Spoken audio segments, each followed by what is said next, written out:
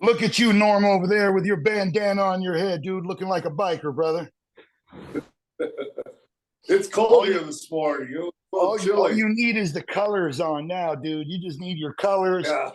and you can just put on there, what would we call you? See the Hell's Angels window man and shit. There you go. You know.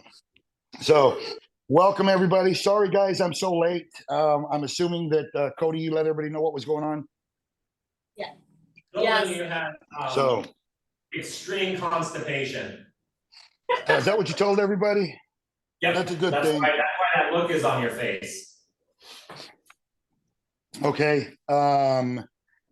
Yeah, well, it was very painful sitting there waiting for the police to show up. But again, we got to do our civil duty. I would hope that if somebody saw the accident the way I did, that they would stick around and not say I'm late. So this way I don't have a problem with insurance and police and all that. Apparently here in Phoenix, though, when a light turns red, if that's not your shade of red, I guess here people think they can still go, right? In the meantime, the dude in the green light believes that's his shade of green to move forward. Well, apparently it didn't work out for neither one of them two fellas today. So this guy ran the red light so bad it wasn't even funny. I mean, it was red, red, red. It couldn't have gotten any more redder than what it was. So anyway, all right. So let's get into it. Did we happen to sit there and be able to share Ari's story? Did everybody get to hear that? I think that's a great story. I talked to her last night. Did we all hear it? Yes. Very good. So nice job on that deal. Also, too, not to be outdone, I think Cody sat there and wrote one up yesterday for 45,000. Is that correct, Cody? Yep. Okay, so that puts Cody as the big boy on the block for the night, unless somebody came in a little higher than Cody. Well, Cody, you're the man today, baby. You the man. Yeah. You're the man. So I believe after talking to Ari, though, Ari thinks she's going to go out and sell one for 46,000 to make sure she gets past your 45. And then Leah's going to, of course, get one for 47 to make sure that Ari doesn't get very big headed with her little $46,000 deal. I got my chain. I got my chain. Well, it doesn't count if it doesn't spin, bro. It's got to be able to spin. It's got to spin. If it doesn't spin, it doesn't count, bro. And don't forget the gold teeth. You need the gold teeth too, brother. You need the gold teeth. I got my chain. All right, that works too. That one spins. I can't say it. Wait a minute. But that's not a Mercedes emblem. It's supposed to be a Mercedes emblem, I thought. So, all right. So I want to get back into obviously we get back into the close. So before we get started, Ari asked me a question yesterday that I asked her to please table that question until we got in here today, because I would imagine she's not the only one feeling the same way. So I didn't want to have to sit there and go through it a second time for all of us. So Ari, if you can go ahead and ask that question that you asked yesterday, please, for everybody. I had two questions. So one of them was the transition from the 9.99% to the 7.99%. What is your wording on that? How you go from you're there talking about it, how you start the conversation about the 7.99%. Okay. So I'm assuming that others on this phone call is thinking the same thing. Is that correct? Mm-hmm. Okay. So here's what I usually do. The way I bring that 7.9% up, Ari, is very similar to what you did yesterday. You showed a 9.9% for 36 months and a $1,200 a month payment. Okay. At that point, when you figured out this wasn't going to be a cash deal, but this was going to be financed, you eventually asked the question, does this $1,200 fit in your budget without taking bread and butter off the table? Okay. The response from the customer was no. Your response, I believe you said, was, what does it need to be? And the person said half, right? Yeah. Okay. So at that point, what I would normally do is this. We'll use Ari's number for right now. Ari is showing a down payment of X amount of dollars. She's showing a $1,200 a month payment at 9.9% for 36 months. Okay. When I asked the question, well, let me ask you a question, folks. Does this $1,200 fit in your budget without taking bread and butter off the table? No, it does not. Okay, then out of curiosity, where does it need to be? It needs to be half of that. I would cross this out, write that half, in this case, 600, and then ask the question, what if it was closer to 625? Write the 625 down, and let's see what the answer is. Let's assume the answer is, yep, 625 still fits. Okay, what if it was closer to 650? 650 is a little tight. We couldn't stretch that. Okay, awesome. So in our minds, in my mind, what I'm looking at now is that 600 is probably an honest answer at this point. 600 is, okay? What we have to know, and each one of you need to know, is each one of you need to know what the payment factor is on each one of your programs. Knowing what the payment factor is going to be your best bet, and that'll tell you what's going on. So here's what I mean. Let's figure out right now, before we move forward, let's figure out what payment factors are right now. So Cody, Kate, Cam, somebody, do me a favor and let's start pulling out, use $10,000. And what's 7.99% at 84 months? What is the payment on that?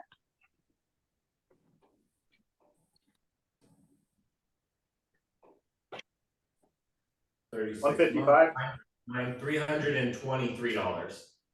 When you say anything.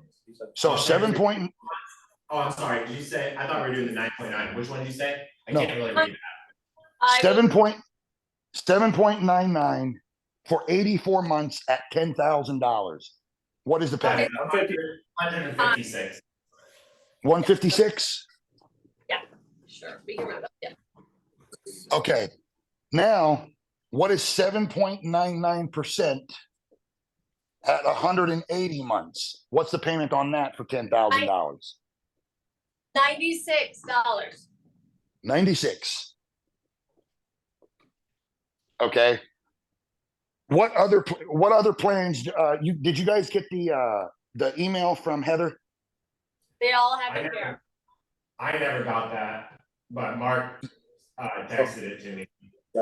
Yeah, I think because they sent it to a different Cody. That's why, Cody. Just so you know. Yeah, that post. Okay. So what other finance plan do we have that has interest on it? Which other ones is there? 6.99 for 120 months. Okay, so 6.99 for 120. The payment on that's going to be rounding up. It's going to be $120, right? It's 116.06. It's what? 116. Okay, so 116 is what the payment is. Okay, so this is how you figure out your payment factor. You always use $10,000. $10,000 will make it easy for you. So that means at 6.99% for 120 months, your payment factor is going to be 1.16. I always use on 6.9, I use 1.20 because it's just easy math for me. Okay. At 7.99%, that means your payment factor is 0.0096. That is your payment factor. And your payment factor for 7.9% for 156 or for 84 months, your payment factor is going to be 1.56. Okay. So $10,000 is the number you want to use. Anytime you want to know what your payment factor is, put it in, plug in 10,000. That's going to tell you what it is. So now that I know that in my head, I can do easy math. The way I do my easy math is in increments of $5,000 and $10,000. Okay. At 10,000, 116.96, 156, which means at 20,000, it's going to be, I use 1.2 for 6.9. So at 20,000, that's going to be 240. That's going to basically be $200 here. And that's going to be $312 here. I also know that means at $5,000, 5 is half of 10. So that means half of these payments is going to put me at $5,000. So if I'm looking at, in your case, Ari, you had a contract amount of 36,000, right? Yeah. So at 36,000, he's telling me we need a payment of $600. So at 600 or less, we should be able to get there. So doing quick math in my head, I know that if I go 7.9% for 156 months, or for $156, if I round up and I just say 160, there's 3 160s in 36,000. So 163 times would be 160 and 160, 320. 320 plus another 160 puts me at 480. Plus another $6,000, that's going to be half of 160, which is 80. So put me there. If I add that up together, I know I can get under $600 with this payment. So this is the payment I would go to right away. If the payment needed to be closer to $400 instead of $600, then again, if I use this math here for the 180, $100 3 times puts me at 300. Half of 100 is 50. So that means I can get this guy down to about $350 on 36,000 at this program right here. Now, I know that's fast to do that, so we have to work on that math a little bit, but that's how I do it. You have to learn the payment factors first. You have to learn the payment factors, okay? This way you can do fast math in your head, and you'll know right where to go right away. So in this case, Ari made a real nice call. Customer said 600. She knew right away she could go to 7.9%. Because in this case here, the payment's 156, so we'll call it 160. So that's 160. At 30,000, there's 3 of those, times 3. He's going to put her at 480. Half of 160 is 80 to cover the 6,000, means she can get a payment of $560 or less. Give or take $1 or 2 either way. So you go straight to the 7.9. So how do I go to the 7.9? That's the question. For me, once I figure this out, so 600, then I'm going to close all my doors. So let me see if I get this correct. So what you're saying is, if your payment was $600 or less, we'd be able to get together on that order today while I was here? Yes. Okay, fantastic. Tell you what I can go ahead and do.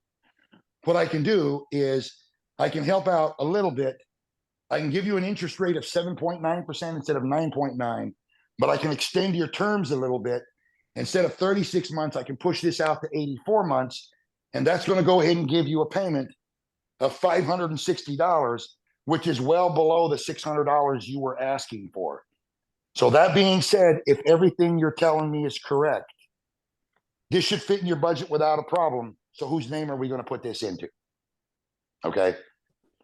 The key part here is to get the commitment that this is where they need to be. Ask for the bump to make sure that this answer is real. Once we figured out that the number is real, then we want to get below this payment so the customer can't sit there and say, yeah, well, that still might be tight. And in this case here, we fall $40 short of that, which is well below where they wanted to sit there and be. Okay, that's how I transition into that. Get your answer, verify that the answer is going to be correct, get the commitment that if I could, would you, because that's basically what the commitment is if I had, so what you're telling me is, if we had a payment of $600 or less, we would be able to start this partnership today while I was here. Is that what you're telling me? If their answer is yes, then follow up with what I call a little micro close. which would be okay. They say yes. Are you being honest and sincere, sir? I mean, you're not pulling the window man's leg, are you? Being honest and sincere? Yes, I am. Fantastic. Are you open to suggestion? Yes. Then here's what I'm going to do. I'm going to go ahead and get you an interest rate of 7.9%. We're going to extend your terms a little bit out to 84 months. But by doing that, that'll also lower your payment to well below what you were asking for. And if everything you're telling me is the way that it is, this should fit in your budget, no problem. Whose name do we want to put this in? Does that help, Ari? Everybody else, does that help? I have a question, Okay. Terry. Did I What? hold on real quick, Mr. Cody, for a quick second? Hold on. Did I lose anybody on this? Are you guys all caught up? It's okay to say you're lost on this, all right? It's okay. So Just is get a everybody dark, good here so far? get a better marker, Terry. A marker. See, I can show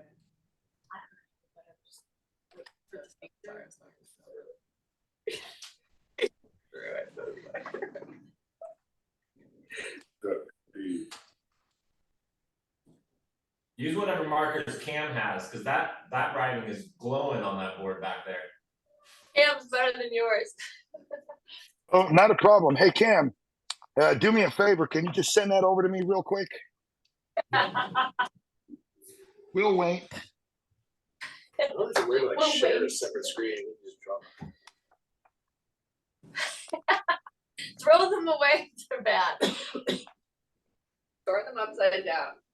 He just talking about. I know, I just. Like a little kid chucking his toys. Look, these damn things are brand new. Brand new. You know what? Like the top or something. I'm just kidding. $100. Oh. Girl, I'll be sick after I eat an expo bar. He goes, no. Couple acres, huh? Okay, well, this is bullshit. I'm going through all of them, just so you know.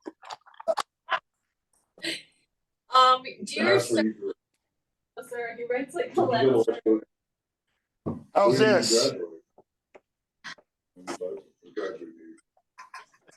The glare of the light, that's what's killing. A little better. Every, well, like Alta and West Jordan were all built about the same time. Hillcrest's been there forever. Bingham's been there. Bingham's Maybe- How's that? This to remember, Brian. Okay, all I can sit there and say is it might be the lighting here. So sorry about that, guys.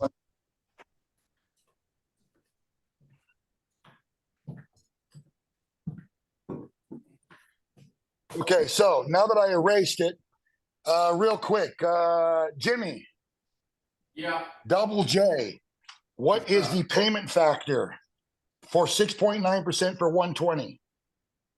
0.0116 or 116. Okay. Yep, you can use that.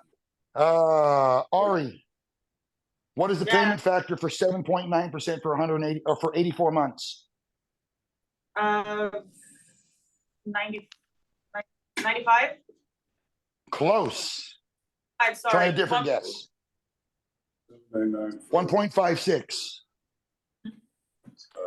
1.56. And the payment factor for 7.99% for 180 months. Payment factor on that one is 0.0096. Okay. You guys have got to memorize your payment factors. You got to memorize them. Will really, really, really help you in the house if you know those up front, so you're not having to look everything up. Okay. Really, really, really help you. It's not a lot to remember. There's only 4 numbers we have to remember. 9.9% for 36 months. Use 3.45. 7.9% for 180 or for 84 months. That's 1.56. 7.9% for 180 months is 0.0096. And 6.9% for 120 is going to be 1.20 or 1.16 if you want to use that.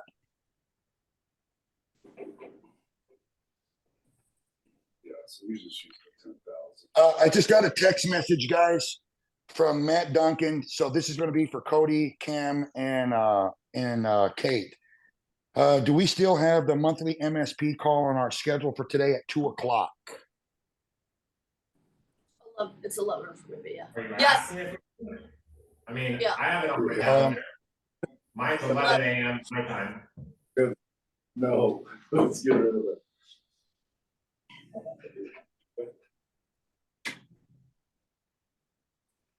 I mean, it says first Tuesday, which today is not the first Tuesday of the month, but it is on the Outlook calendar. Guys, these aren't gonna be on like the Google Calendar. If you have Google linked into your Apple Calendar, it's not gonna show up anymore unless you add your actual Outlook account onto the Apple Calendar. You'll have to go into Outlook.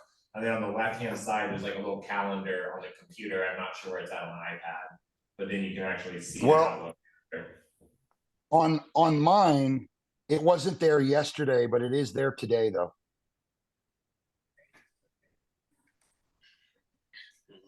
So mine's at 12 my time. So yes, so we do have it. Yes.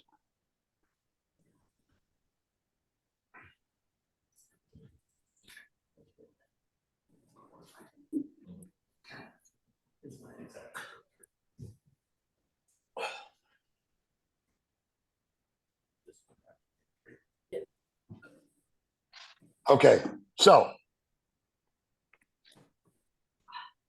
anyway, so going back, that's how I would transition into that, Ari.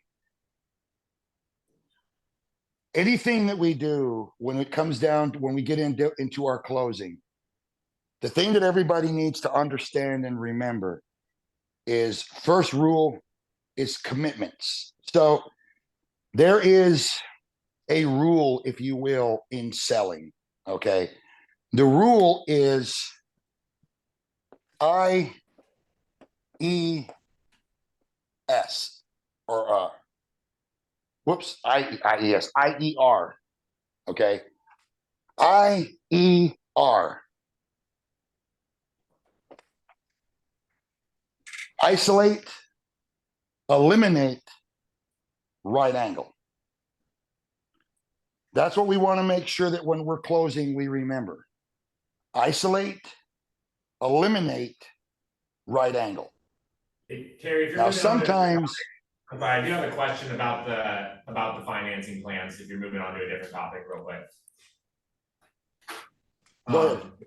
What is the point of even doing what's the point of even doing the 7.99 for 84 months? Because for us, I mean, if we can put a lower payment in front of them at that 6.99 for the 120 months, that also has a lower merchant fee, 2% versus 3%. So what is really the benefit of even going to the 7.9 for 84 months at all? If it's gonna cost us more and it puts a higher payment there.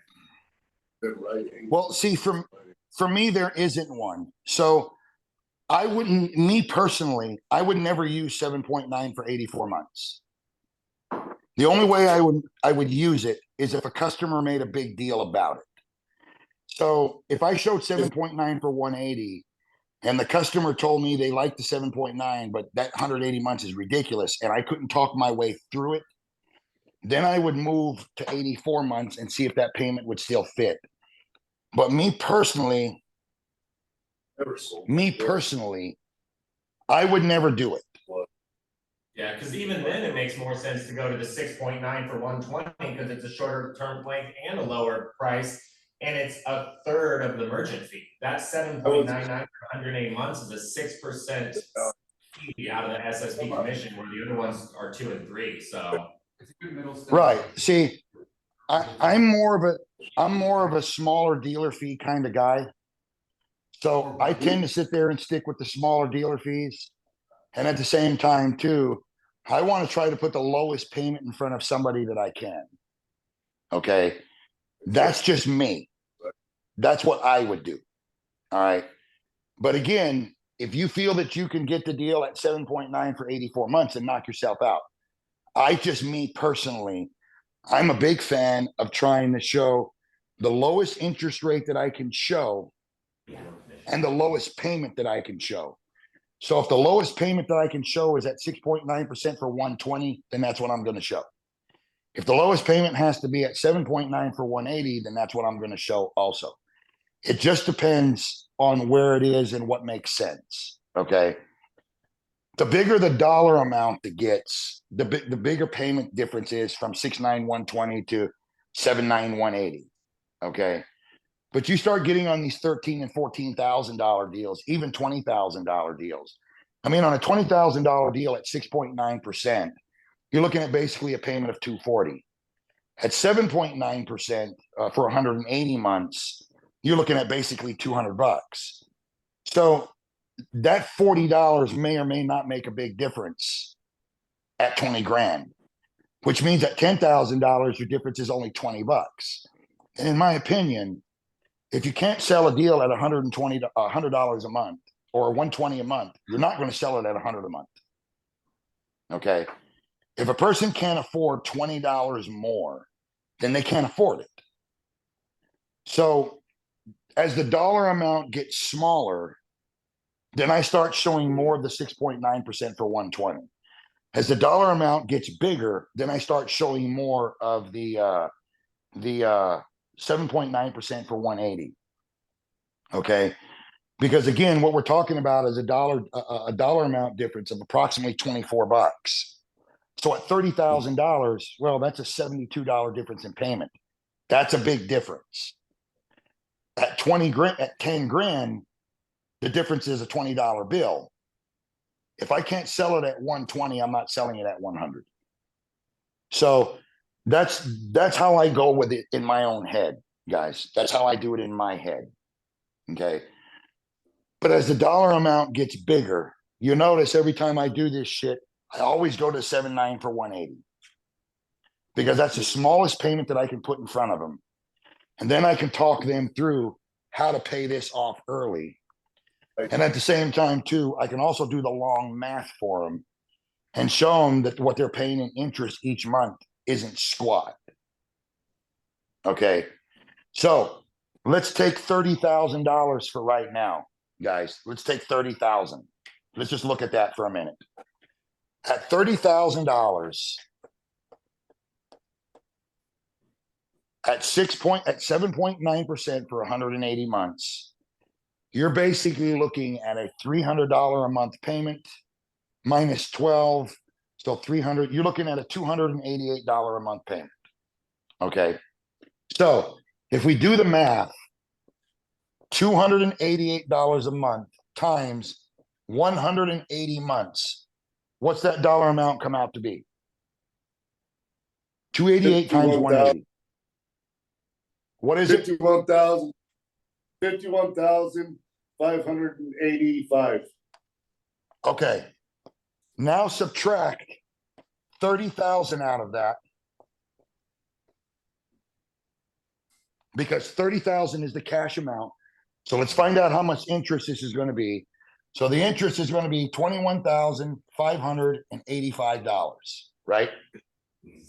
Right. Now take 21,585 and divide that by 180. 120. 120. 120 a Okay. month is their interest. So the way I would look at this with a customer is to tell them, look, folks, you're only paying $120 a month in interest. They don't have a credit card in their wallet or an unsecured, and then get an unsecured note that can pay that little interest on this amount of money for this length of time. That's a hell of an interest rate, 7.9% for that much money. Because what it breaks down to is if they never pay it off early, this is what they're going to pay. Now, when you consider if they pay it off early, this number will lower. But at the same time, when we asked them the question earlier in our presentation, that if they had our type of glass package in their house, what would they expect to be able to save on their heating and cooling costs? Let's say that number is 30 bucks. That's it. Even if it's only 30, we can let them know that, hey, look, as you said, you're going to save $30 a month on your heating and cooling, which I agree with you.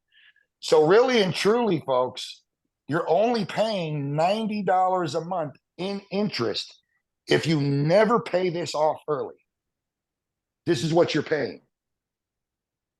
So to only pay $120 a month on 30 grand for 15 years is a hell of a program. That's a good deal. Okay. So in this case here, we just have to do the long math for somebody when they start freaking out and saying, wow, that's a lot. My interest is going to be ridiculous. It's not near as bad. It's nowhere near as bad as they think it is. We just have to do the long math for them. Does that make sense?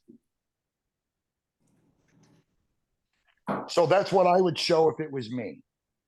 I go straight to 180 almost every single solitary time, unless the dollar amount gets bigger, for sure. If it gets smaller, then I go to the 6.9% because I like the win of going from 9.9 down to 6.9. I like the optics of that for the customer. And the customer will like it as well. Okay? The customer will like it as well. But it's the same thing if you look at, let's look at 6.9% for a minute. At $30,000, the payment at 6.9% for 120 months is 116 and 116. That's going to be 232. 232 and 116 is 348. So if we take 348 times 120 months, what do you get?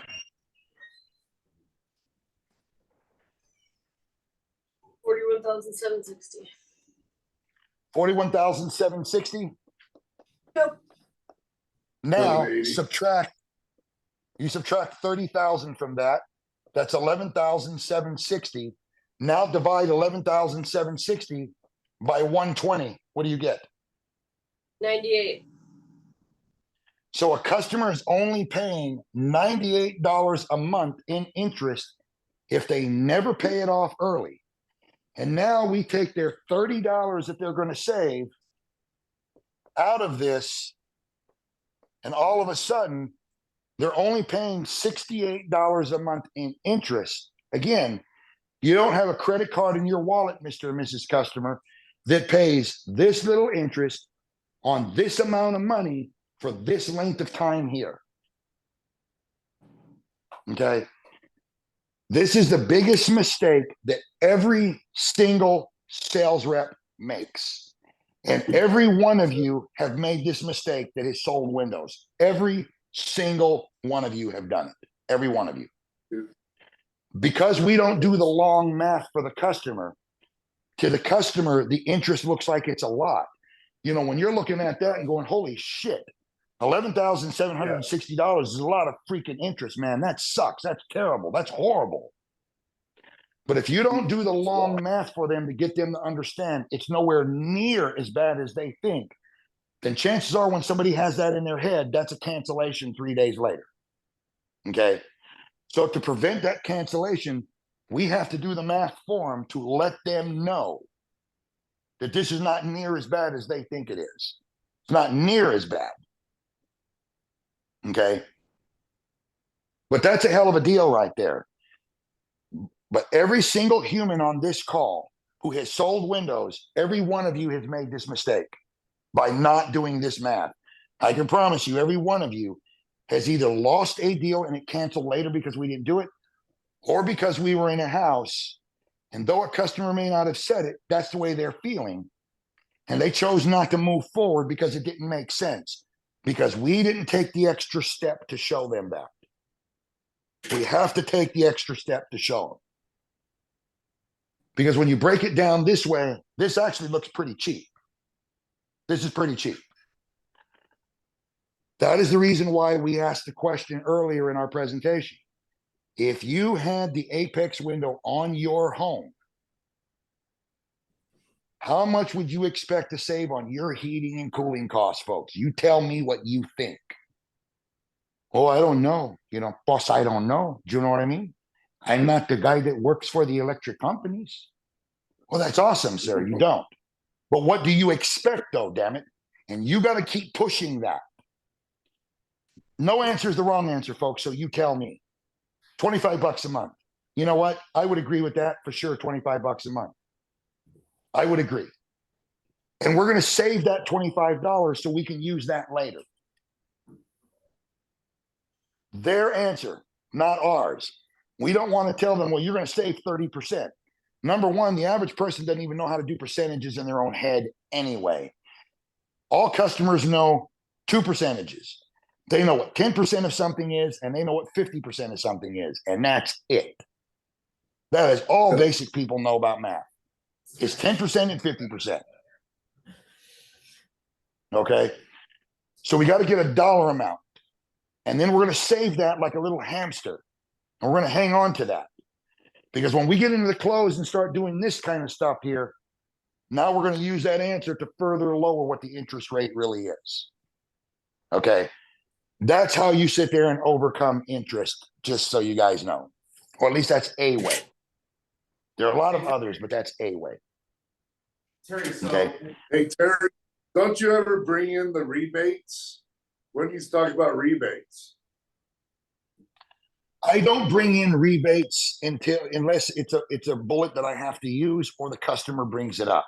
First off, it's not technically a rebate, it's a tax credit. And there is a difference. A rebate means somebody is going to receive a check or receive money back. These things are not rebates, they're tax credits. So anybody that understands that if they have enough tax credits already are not going to be able to use this anyway. Plus the tax credit is only up to $600.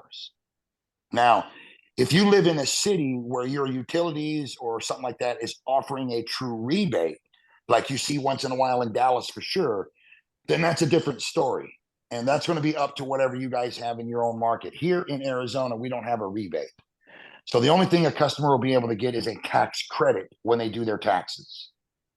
yeah, And that tax credit amount, guys, is only $600.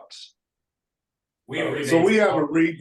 I'd like to have them in Utilities. Washington, Gary, help that get That's- approved. I didn't realize everybody didn't get that. Yeah, no, not everybody does. So I don't think Seattle has it. I don't know if Dallas does. Even when I was in Dallas, the only city that was offering that out there in Dallas was Plano, and that's it. Here in Phoenix, we don't have one in Maricopa County at all. Okay. So those of you who have rebates, you can use that there, unless, of course, you're Cody out in Portland, who can't get anybody to help his ass out there with his rebate stuff, even though they have it, because he can't get corporate to help him. So I don't know at this point now if we're supposed to sit there and start burning, fences and crap in front of people in corporate sitting there saying, look, we're going to start holding your kids hostage for help. But if you have a rebate there, then I would go ahead and bring it in at that point. But a rebate doesn't work for everybody, Norm. Not all of us have that. Seattle doesn't, we don't. And the last I heard, of all the cities in Dallas, only Plano was offering it. And for the ones in Plano that do offer it, that has to be on an approved window by the city. So if you're not on that approved list, which is what Cody's trying to get on, the rebate doesn't work no matter what. I got you. Sound about right, Thank Cody? you. You're welcome. Okay. But if you have it, then yeah, Norm, I would use it here as well. This is where I would use it also. Very question about Okay. showing the things here. In this particular case, you're showing it against the interest that they're paying monthly. Better. And you pretty much about interest that's actually powerful. But You can do how that. about Okay. you break down the interest Hey. in front of them? Why not just show them? Jimmy, that? I'm not hearing everything you're saying, brother. Okay, so for the energy savings that you're showing there, you're applying it to the interest in this case, correct? So Yes, how sir. often do you apply it to the interest versus just the monthly payment? If you don't even want the interest in the conversation, if it doesn't happen. Like how you brings down the interest, because I usually don't. Well, Okay. Someone you can, starts talking. so that's a good question, guys. So for those of you, hey Norm, do me a favor, brother. Norm, do me a favor, brother. Let's hold that chatter down for a quick second. The reason being is Sorry. you got a bigger voice, so you're checking in, and I'm not hearing everything he says. Sorry, bro. Okay. So the question is a good question. So what Cody, what Double J is asking, and correct me if I'm wrong on this. The question on the table for those that may not have heard is, as opposed to using the payment or the savings from the heating and cooling costs that they gave us, instead of using it against the interest, how often would you actually use it against the actual payment? Is that what you're saying, Jay? Correct, yeah. Okay. You could do that also, but the only time I would use that point is if you happen to be in that feeling, or you happen to be in that spot where you've gotten to the lowest payment you can get, and you still can't quite get to the number that they wanted. Hypothetically, they wanted 150. The closest you can get them is 190. Then I would use that $30 savings from the 190 to say, look, it's actually going to be closer to 160 instead, because you're going to save $30 a month no matter what. I would use that there in that case. I would. But the only time I use that, though, Jay, is when I can't quite get to the payment that they're asking for or that they're needing. Then I use that route and go that way. Okay. Normally, though, when it comes to financing, what the average person trips out over, it's not as much the payment, as long as they can afford the payment. What they sweat is the interest. So if that's the part that they're going to sweat a lot, then I want to make sure that the interest is what I'm going to address. So that's why I normally go there. But you can do that, though, Jay. You are right. You can do that. But that's usually for me when I use that. But if I can get comfortably under their payment, if they wanted 300 and I'm at 225, showing them a $30 savings on the payment down to 195, in my mind, doesn't matter. Okay. Right. Because I'm well below their payment they were asking for. So I have to automatically assume that interest is going to be a problem at some point in time. So I'm going to address the interest instead. Makes sense. Funny. Yeah, so I guess that's kind of what I was wondering is, let's say they were wanting a $300 monthly payment, you get them down to 225 without the energy savings. At that point, if it seems like a good deal already and you're good to go, why not just close on it without even bringing up the interest? Or if they're just being squeamish, ask them at that point, try to dig it out of them and then break it down. Well, so this is the conundrum, if you will, that is part of selling here, right? On one hand, sometimes we don't want to bring things up that could cause a problem because it happens to be not a problem now. So at times we're afraid to say something because it may bring up some shit.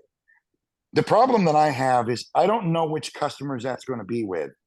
What I do know is basically two things for sure. Anytime you sell a deal or finance a deal, especially finance, number one, either before you leave or definitely after you do, they're going to grab a calculator and they're going to do what everybody else does. They're going to do what all salesmen do because, again, they don't do the long math. And what a customer is going to do is they're going to say, wow, okay, let's check this out, babe. We just bought $20,000 worth of windows with a $200 a month payment for 120 months. Holy shit, that's $24,000. And that is all they're going to look at, is that right there. They're going to see this total payment, and that's all they're going to look at. That's it. That's all they will look at, is that. What they won't do is say, okay, that's only 4,000. And if I divide that by 120, holy shit, I'm only paying $40 a month in interest or whatever it may be. They're not going to do that. A customer will not do that more often than not. Because I don't know which ones will or will not, I always go down that road of talking to them about the interest. Because if it's going to be an issue, I'd rather it be an issue when I'm there, because I have an opportunity to save that. The moment the customer talks to their pillow and their pillow gets in their ear and they start calling back the next day, it is almost impossible to save that deal. We save a few, but not very many. So what I would say is I would leave it up to your guys' better judgment as to what you think you should do when you're out there. For me, I address it every time when I'm financing something because I just don't know which one of those persons are going to grab a calculator after I leave. The second thing that I know that they're going to do after I leave is if they haven't sat there and looked at our reviews and BBB and all that bullshit, they are damn sure enough going to do that after we leave. They're damn sure enough going to. Which is why I also address the Better Business Bureau issue and whatever challenges are online in my company presentation when I'm going through that. Because I want to make sure I'm covering that, because those are the two things that almost every single customer does after I leave. And I'm positive of that. So that's why, Jimmy. But if you feel like you shouldn't bring it up, Jay or Norm or any of you, don't bring it up if you don't want to. I won't agree with it, and I won't get mad at you for it unless there starts to be some cancellations that we probably could have taken care of had we done that. That'll be the only time I'll sit there and actually say something. Again, keep in mind, the other day, yesterday being the other day, I heard some of you sit there and say, I haven't had a cancellation in a long time. I got a 2%, a 1%, a 3%, a 5%. Okay. Typically, so you know, I actually have a problem with that. Okay. For me, a rep that has no cancellations or very little to none, I normally would have a tad bit of issue with that, because what that's telling me is that we're not pushing in a house enough. Because some of these people you have to push. By pushing, you're going to increase your cancellation rate just a little bit. But at the same time, by pushing, you're also going to get some business that you wouldn't have written before either, which is a good thing because now we keep that business away from our competitor. Okay. For every deal we don't sell, and for every deal that we don't sell that a customer is going to buy windows, if they buy from somebody else, all we've managed to do is sit there and help strengthen our competitor and have them allow them to get a stronger stranglehold, if you will, on the market. And that takes away from me. So I believe that you should push a little bit more, and your cancellation percentage should run between about 6 to 10%. If you're running between 6 and 10, chances are you're pushing. You know, if your cancellation percentage gets above 10%, chances are you're not buttoning down all the way, you know, or you've shortcutted your pitch just a bit. But unless you've been doing this a real long time and you sell a boatload of business, then your cancellation percentage starts getting below that into the 2 and 3s and 4 percentiles. Tells me that you're not pushing quite hard enough on certain business and we're letting people off. If that makes sense to everybody. That's how I look at it. Terry, to make what's on the board there more impactful, I know you're just kind of rounding out the numbers. That bottom number is not 24,000, it's just shy of 28,000. Or 28. My apologies. It's 28. Sorry. The payment would be like 232. So- But that's a big difference. If it's 20K and they see 24, like they're like, but like 28, that's almost 50% more that they end up paying. Well, if you were to, if you were to sit there and take $200 a month times 120 months, what do you get, right? 28,000, right? Well, you get 24, but the payment on that wouldn't be 200, it'd be 232 a month. Right. Just hypothetical. I apologize. I'll stop doing that. You're The fine. whole It's just- hypothetical thing, I do it all the time. For everybody as possible, if they're looking at that. Yeah. I do have one question on that, Terry. If you're going down through the numbers, price presenting them, and they go down the cash path, do you still bring up like the energy savings to offset that cost, rebates or anything if you're going down the cash? If they're just like, no, we don't, we're not financing, period, there's no way that's happening. The cash is the way that we go. It's still a little higher than we were wanting to see, kind of thing. Would you use the, efficiency increase like over a length of time to be able to offset that number or anything? Okay, well, that's a good question. Let's play it out, right? Let's play it out. So, assuming we're showing a $30,000 price,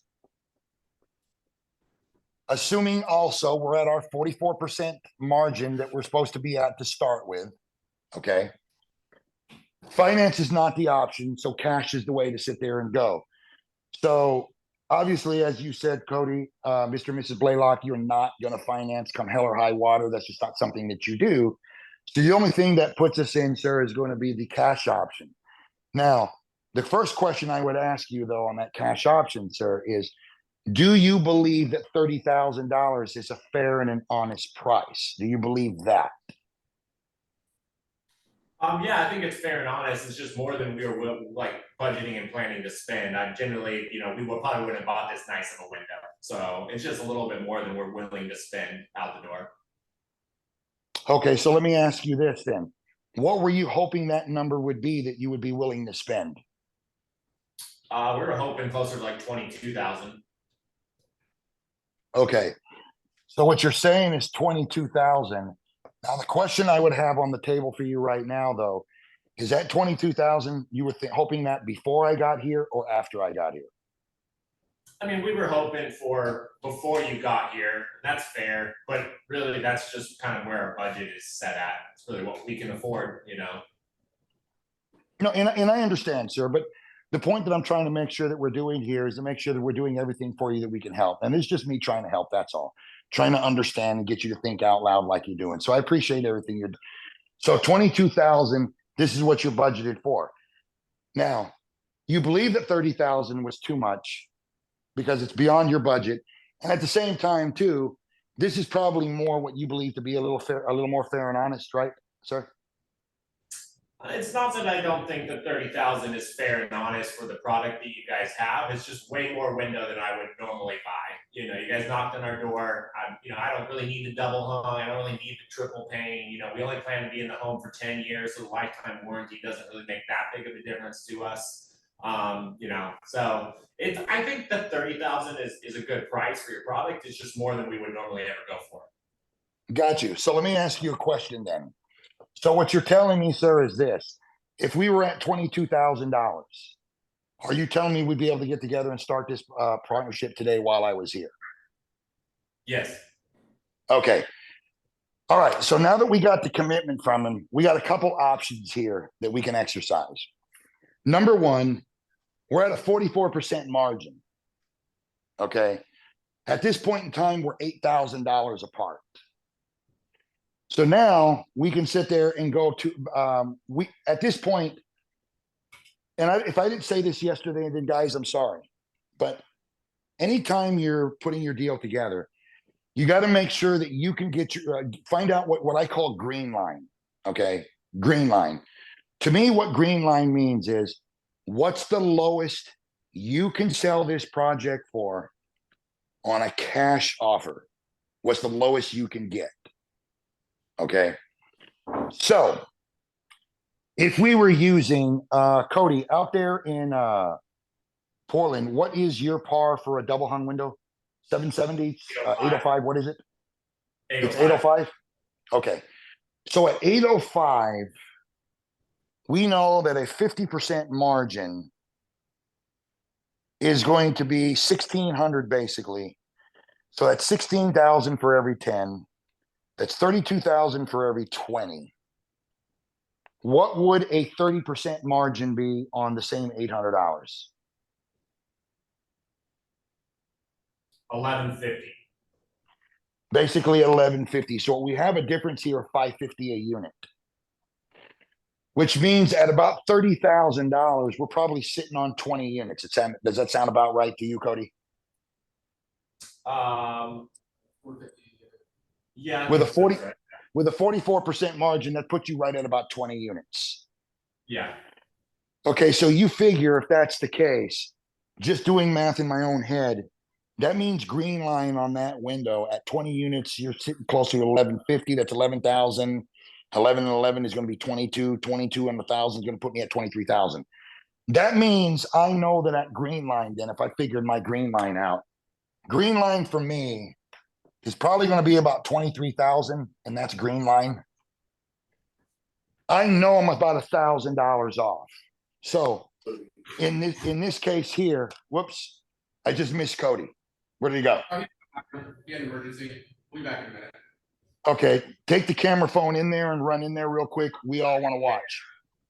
At least I might want to. I don't know about you guys. You can turn your back, but I'd watch. Keep the door open. So, well, that's because us Hawaiians are freaky, just so you know. So we'll wait for Cody to get back because Cody asked this question. So I want to make sure that he gets to hear.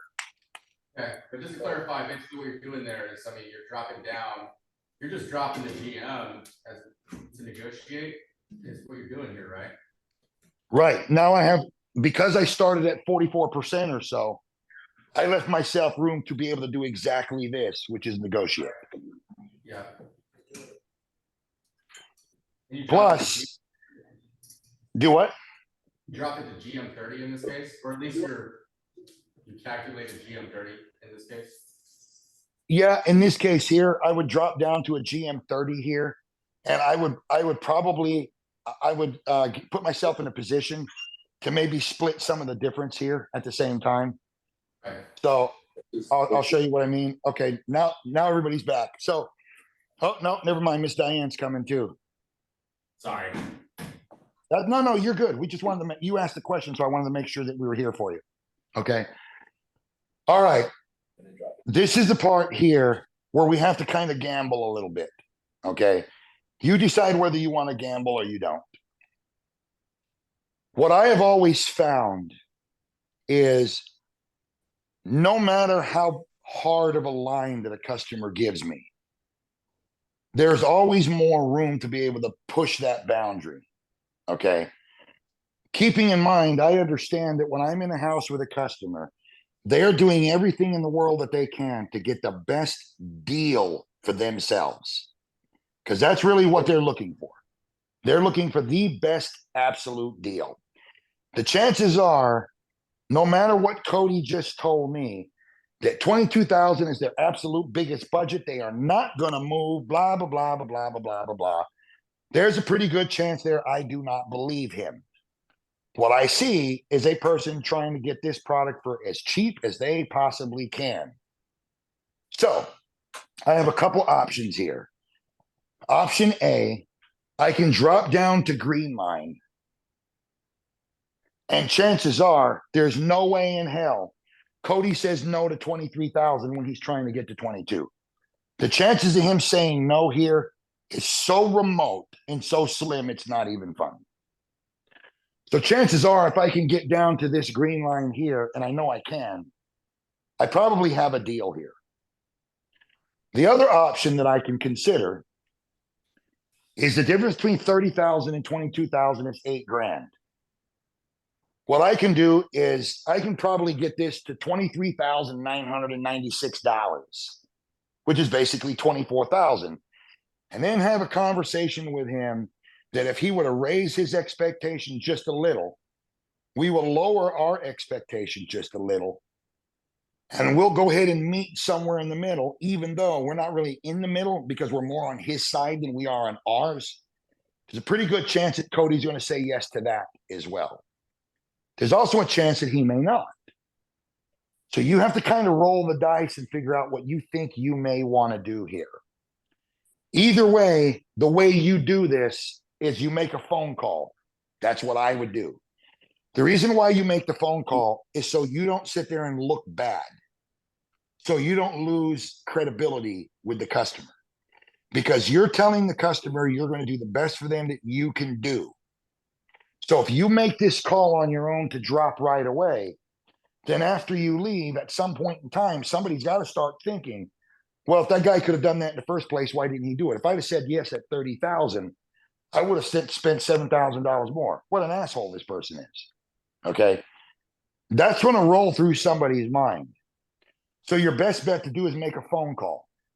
Now, for some of you that have egos, some of you egomaniac salesmen, look, drop your fucking ego for a minute. Get your ego out of this. Your ego has nothing to do with this. This has nothing to do with whether you're a good salesman or not. So for those of you that got that egomaniac shit, get that shit out of your head right now or you can't sell for me.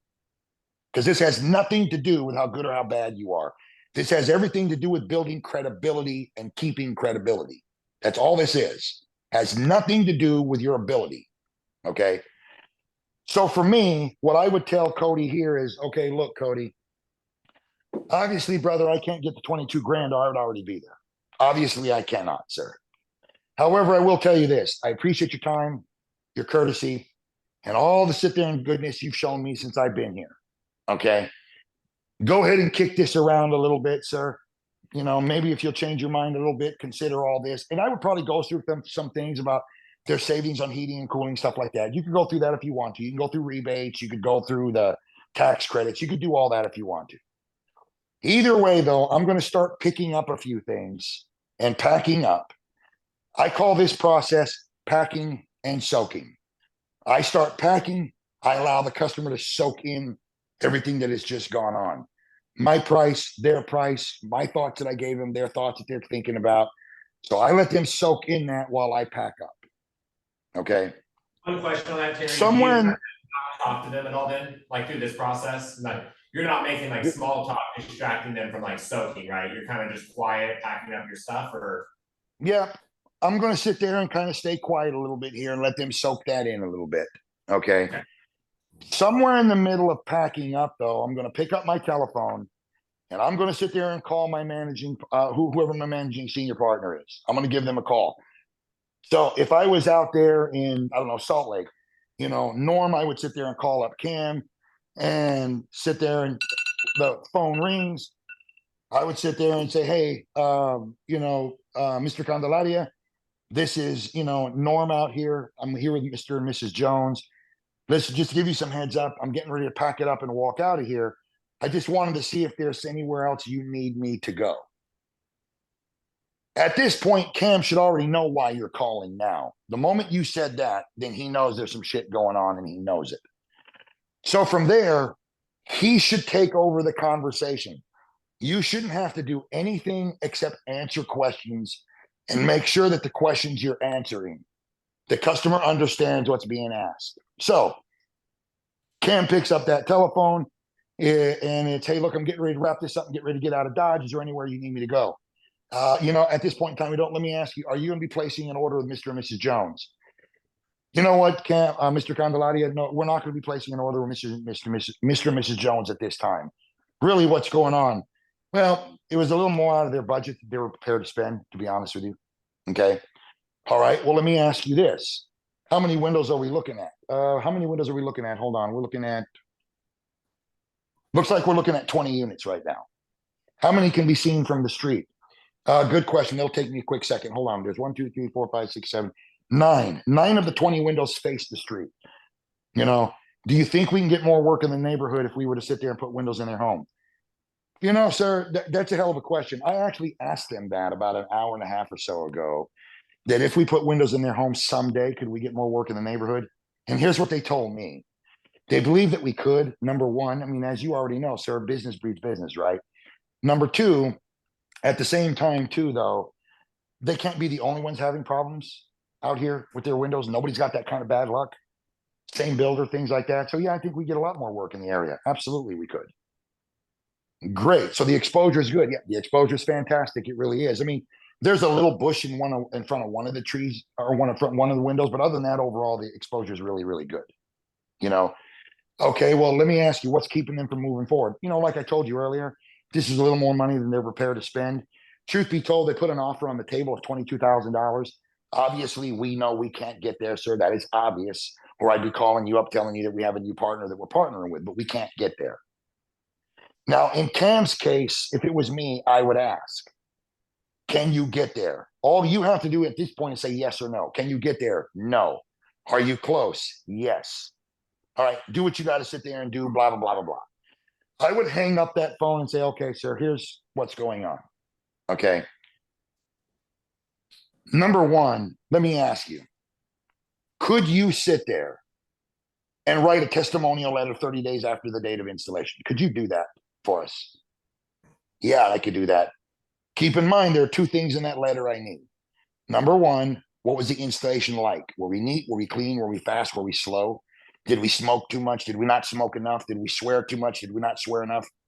Whatever information you think you need to put in that'll cause the experience of an installation to be better for the next person moving forward.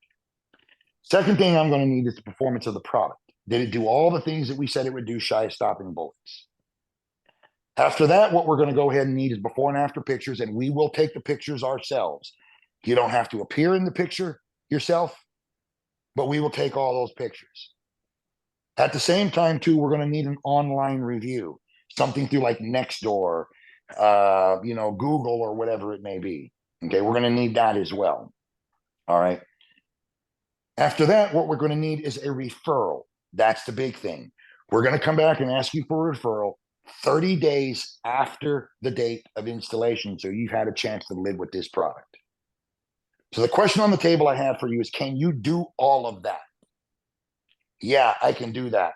Fantastic. Well, here's what he said we could go ahead and do, start to try to help out. Keeping in mind, sir, we're not doing this because you're a nice guy. We're actually doing this so as we can sit there and continue to grow our business within your neighborhood. Because as you heard me tell him on the phone, business does breed business. And I do agree with you. We can get more work in the neighborhood by putting women. So if you can raise your expectations just a little bit, sir, we'll lower ours a little bit. We're at 30,000. You're at 22,000. Sir, we can't get to 22,000. But what I can do is I can get to $23,216, whatever. Okay. We can get to that.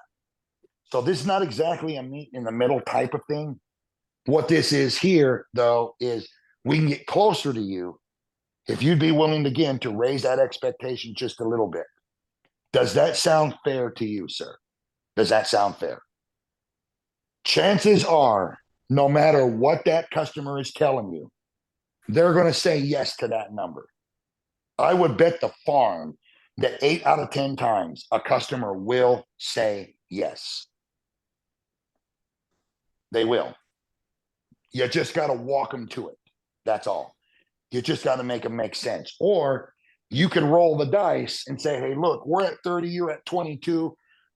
We'll meet you in the middle at $25,866. If you'll meet us in the middle that way, here's what we can do. There's probably a 50-50 chance that Cody still says yes to that.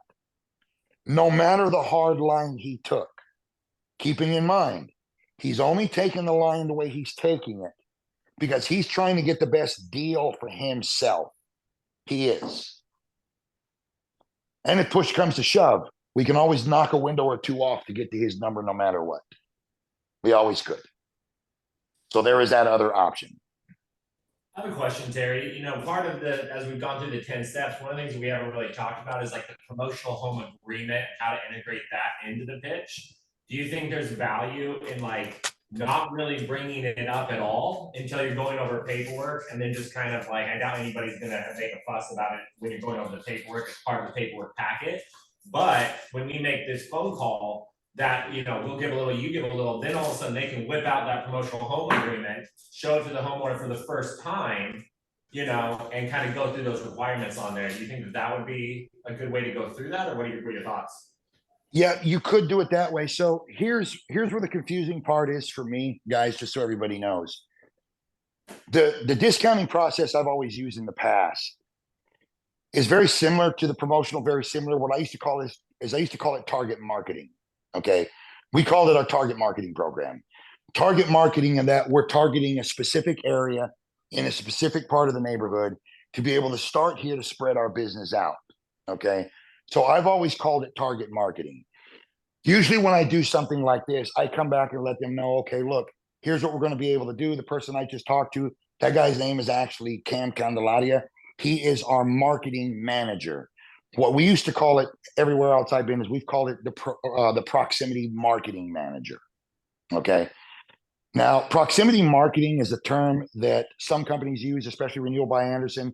Proximity marketing refers to canvassing, but a customer does not understand that.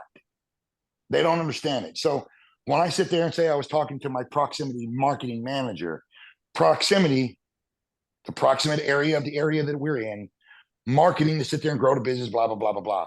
So the answer to your question in a roundabout way, for sure, absolutely, Cody, you could do it that way. Absolutely, you could. You can use the promotional home program. I would just sit there and tell everybody the person I'm talking to is the marketing manager or the proximity marketing manager. And here's what we're doing. You notice, folks, we didn't say a whole lot about price other than I told them about the offer that you made. The moment you start talking about price, though, which is why you want to stay away from it, now you do sound exactly like a desk deal out of a car lot. So that's why I stay away from the pricing. I already know where I can be. So there's no sense in me having to go over that with whoever I'm on the phone with.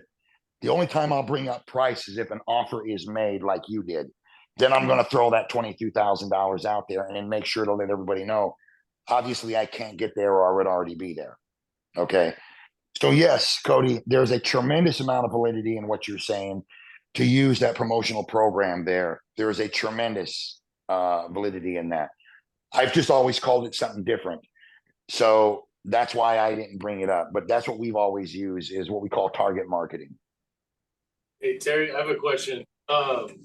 So when you're doing that kind of price drop for them and you got to call them, what's the difference in margin? So let's say that their lowest number isn't necessarily our green line, but it's still significantly different than where we are. How do we know the dollar amount's like, okay, this is where we can ask for a review and just do it in the home? Okay, this is actually the time where I need to call somebody up, tell them I'm leaving. You know what I'm saying? Well, you typically would figure that out, Cameron, before. So let's all do that together. Okay. You're pricing up a job right now. Okay, so let's do this together. You're pricing up a job right now, and the job that you're pricing up, let's just make it an odd number so we're not using the same number. We're using 13 windows. All the windows are double hungs, and right now, for this purpose, all windows are 36 by 60.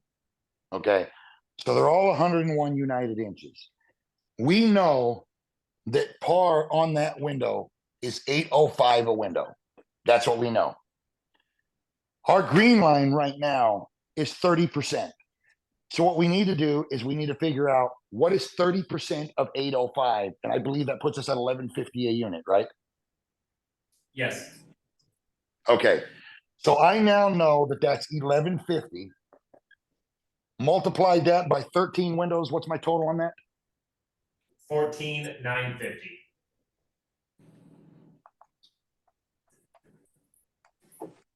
14,950 is my green line. So I know what green line is now. That's a number I'm going to keep in my head so I know what I have. Now, if you have a hard time remembering numbers, but you can talk about other stuff, then write it down on a piece of paper somewhere. Write it down on whatever it is you're figuring out. Just put it on there. Okay. If you have to, make it a telephone number if you have to. There's 7 numbers to a telephone number, right? You've got 1, 2, 3, 4, 5 numbers already here now. So go ahead and put a 0 here and a 0 there, whatever, in case somebody sees it, whatever you want to do, but try to remember it. So this is your green line. Now, what we want is also what is our thing going to be at 44%? So at 44%, that puts us at what, Cody? 1438 a window. 1438 times 13 windows. What's up to give us? 18,694. 18,694. So with a 44% margin, I now know green line wise, I have almost $4,000 to work with. I know I have 4 G's. Knowing all of that, I can now present my price and do what I'm going to do. And I also know where I can be if I need to get there for one reason or another. If I need to get there. Okay. Every now and then you're going to get that customer that'll sit there and tell you. They're going to say, well, let me ask you this. What if I were to pay cash? Do I get a cash discount? Sure, you could. You can do 100 things. You could take 5% off of this. You could take 10% off. You could take $500 off. Whatever you want to. Here's what's funny about this. A lot of people think that for a cash discount, you got to give 15 and 10 and 15% off and all this other bullshit. You take a company like Renewal by Andersen. This is the part that's always weirded me out to see some of this with RBA. RBA has massive margins in their product, and they ask for a massive dollar amount. But typically, most stores that you go to, if a customer is asking for a cash discount, their discount's like $500, $300. It's so small on such a big number. So you don't have to give a huge discount here, guys. If somebody's asking for a cash discount, you don't have to. You don't have to at all. There's a lot of ways to do this. 5% off, $500 off, or look at the market that you guys are in. Let me see. Who pays tax? Who has to put tax on their contracts? Seattle, Seattle does. Portland, do you have to also? Only no, if we're selling in Vancouver. Only in Vancouver? Yep. Ken, do you guys put tax? Oh, So for the areas that put tax, for example, you could go ahead and sit there and say, okay, so what do I get a cash discount? Actually, you do. We'll discount the job enough to go ahead and cover your tax, even though we have to charge you for the tax. Here's what I mean. Tax on this thing is going to be $900. So what we'll do is we'll discount this job by $900. Now, keep in mind, I still have to put tax in it, but we're going to give you a discount in the form of that. That's one way you could sit there and go. 100 things you can sit there and do. You think of the best one for you when somebody asks for that. Or you can sit there and tell them, unfortunately, there isn't a cash deal there. Really?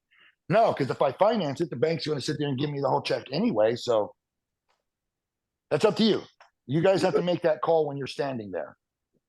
and then, sorry, go ahead. Terry, and then like the second part of that question is like, how do we know like the difference in the gross margin when it's a time to do that phone call thing, or it's like where we can ask them to do some extra promo to give us that discount? Like, I want to know like the judgment, like when to make that call. Well, because you figure it out already, bro. You've already done all that yourself.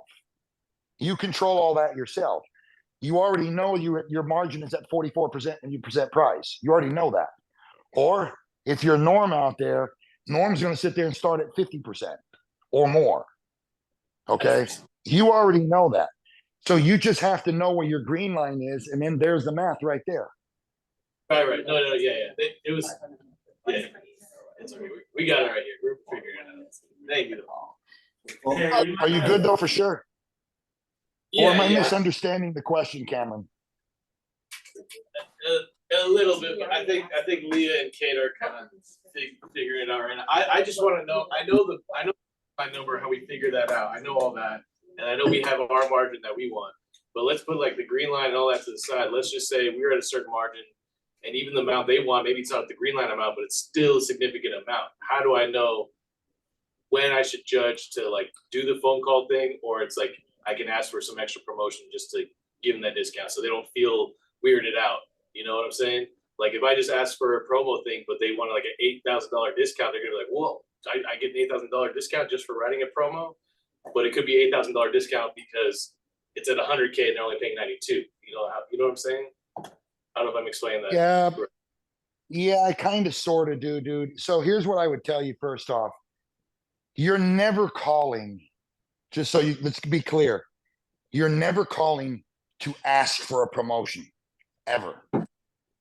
You're never calling to do that. No, Okay. What we want to tell the customer when we hang up is that we have this promotion that our marketing manager just told us about because of the information I shared with them. So where you should go price-wise, all that, and I think that's what you're asking me, Cameron, is where am I supposed to go price-wise? Even though that they're not quite at green line, but there's a significant difference. How do I get to that difference? Is that what you're asking me? Yeah, how do I get to that difference? But not more so like, how do I know if this is a moment where I need to call you, or I can just flat out just ask them for something extra, get Well, that discount? I don't. I I think can answer it for him too. Yeah. You know, I think we can move on to it's something. basically cash and. Yeah, because see, Cameron, Exactly. the way you're gonna know. What he's really asking is, what is the threshold where it doesn't undermine what you've told the homeowners and like the fact that you didn't lead with the best price to where you should make the phone call? If I understand that correctly, like if they only are looking for $1,500 discount on a $45,000 job, does he need to call the marketing manager? Versus if it's an $8,000 discount, and where is that line? Is that what you're asking, Cameron? So I was talking with Kate like right when you were asking, explaining. Yes, But yeah, yes. But he's asking. Okay, so again, in my world, the way I always look at it is, let's say like we'll use your scenario, Cody. You're at $46,500. The dude says, I like round numbers, and that's not round enough. I want it to be at 45. If you get it to 45,000, I'll go ahead and do the deal. I'll do it. We obviously know we very easily can get to 45,000 on that. Very easily. We just got to take $1,500 off. Very easy. Okay. You can do it yourself if you want to at that point. I would suggest not personally. I wouldn't do it. And typically what I would sit there and do on that is, what the hell is this? This is different. It's, if it It's was just 40, I say. no. Okay. So to me, That's a real. because the dollar amount is so small here, I would still make my phone call. Okay. My thing is always going to be, this is the price I'm giving you. This is the best I can do. This is where we're at. I'm done. Guy sits there and says, well, if you make it 45,000 even, I'll take it. You know what, sir? I would love to be able to sit there and say that to you, sir. I would love to do that. And obviously I can't get to 45,000, or I would already be there. I can't do it. I wish I could. $1,500 is what's going to keep us apart, sir. That's a drag for both of us, to be honest with you. But I get it. If you're a hard stop on this, just the way it is, I get it. Look, appreciate your time, your courtesy. I do. I thank you for everything that you've done here and let me chatter like a chipmunk. I get it. I would start picking up and cleaning up, and then I'm going to make my phone call. Okay. And- the reason I do that is, again, how can a customer in their head not sit there and think at some point in time, well, you were able to drop that price $1,500, then why didn't you show it to me $1,500? Why did I have to ask for it? So to me, to keep credibility, I pick up the phone and I make a phone call. And I let somebody know that I am getting ready to wrap up and I am leaving. Is there anywhere you need me to go? If it's nighttime, I don't know, maybe you're making that call at 8:30, 9 o'clock at night. Obviously, a customer is not stupid. They know you don't got anywhere to go. So at that kind of an hour, I still make a phone call. I just make it a little bit different. Hey, Cody, wanted to give, or Mr. Blaylock, just wanted to give you a buzz. I didn't realize how late it was. I just want to let you know everything's good. I'm safe. I'm in the land of the living, but I'm getting ready to bounce out of here. I just wanted to let you know. My apologies for not calling in sooner. Nobody would misconstrue that as anything else other than, we live in a day and age where people are retarded, and everybody knows that. So you're just calling in to tell everybody that you're safe. Once in a blue moon, you'll get a smart ass that'll sit there and tell you, you actually had to call in and say, well, actually, so I can terminate this call and not do it at all. But if I don't sit there and call and let them know I'm okay, so police start knocking on your door and asking you questions as to where the window man is at. Yeah, you better keep talking to that guy. Right. That's what I'm doing. No, everybody will understand that. Nobody trips out to that. It's just a matter of safety. Once you get on the phone for that small dollar amount, it's, hey, look, we're not going to be placing an order with these folks today. We're not going to start that partnership. Really, God's honest truth, to be honest with you, we're at $46,500. My man made an offer at $45,000, which we obviously cannot get to. Or I'd be calling you with a different phone call here, but we can't get to it. Fantastic. What about this? What about this? What about this? And go through the same line of questioning, because to get that $1,500 discount that they want, they owe me for that. Yeah. They And- owe me and- for that. They have to give me a referral. I want the damn letter. I want all this stuff, and I'm damn sure enough going to make sure they give it to me, and I'm going to put that in their contract.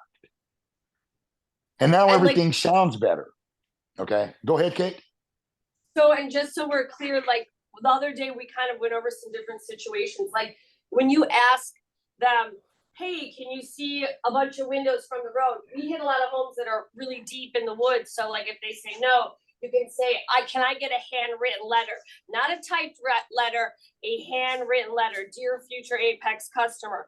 Or I need you to write down 2 names and numbers, you know, of people that might need windows. I'm gonna offer them the same. So there's different like things we can ask for. Or I need 2 honest online screenshot reviews on Nextdoor 2-day while I'm in the home with my phone number, 2-day right now. So like, depending on the home and the scenario of like how it could be best perpetuating business, we can practice that because we don't hit all just, you know, subdivision homes, you know, so like to make sure you're validating that this is a sweet deal for them when you're lowering the cash offer price, right?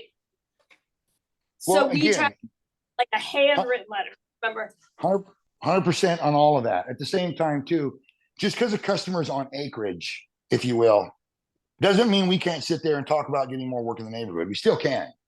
Hey, you Yeah. know what? Look, they live on acreage, just so you know, so they don't have exactly somebody like next door, but you know, they've been out here for 5-6 years. Not only that, hell, everybody knows somebody, right? Coworkers, friends, neighbors that they do talk to, all that stuff. So, but yeah, we can get more work for sure. They cannot be the only ones having a problem.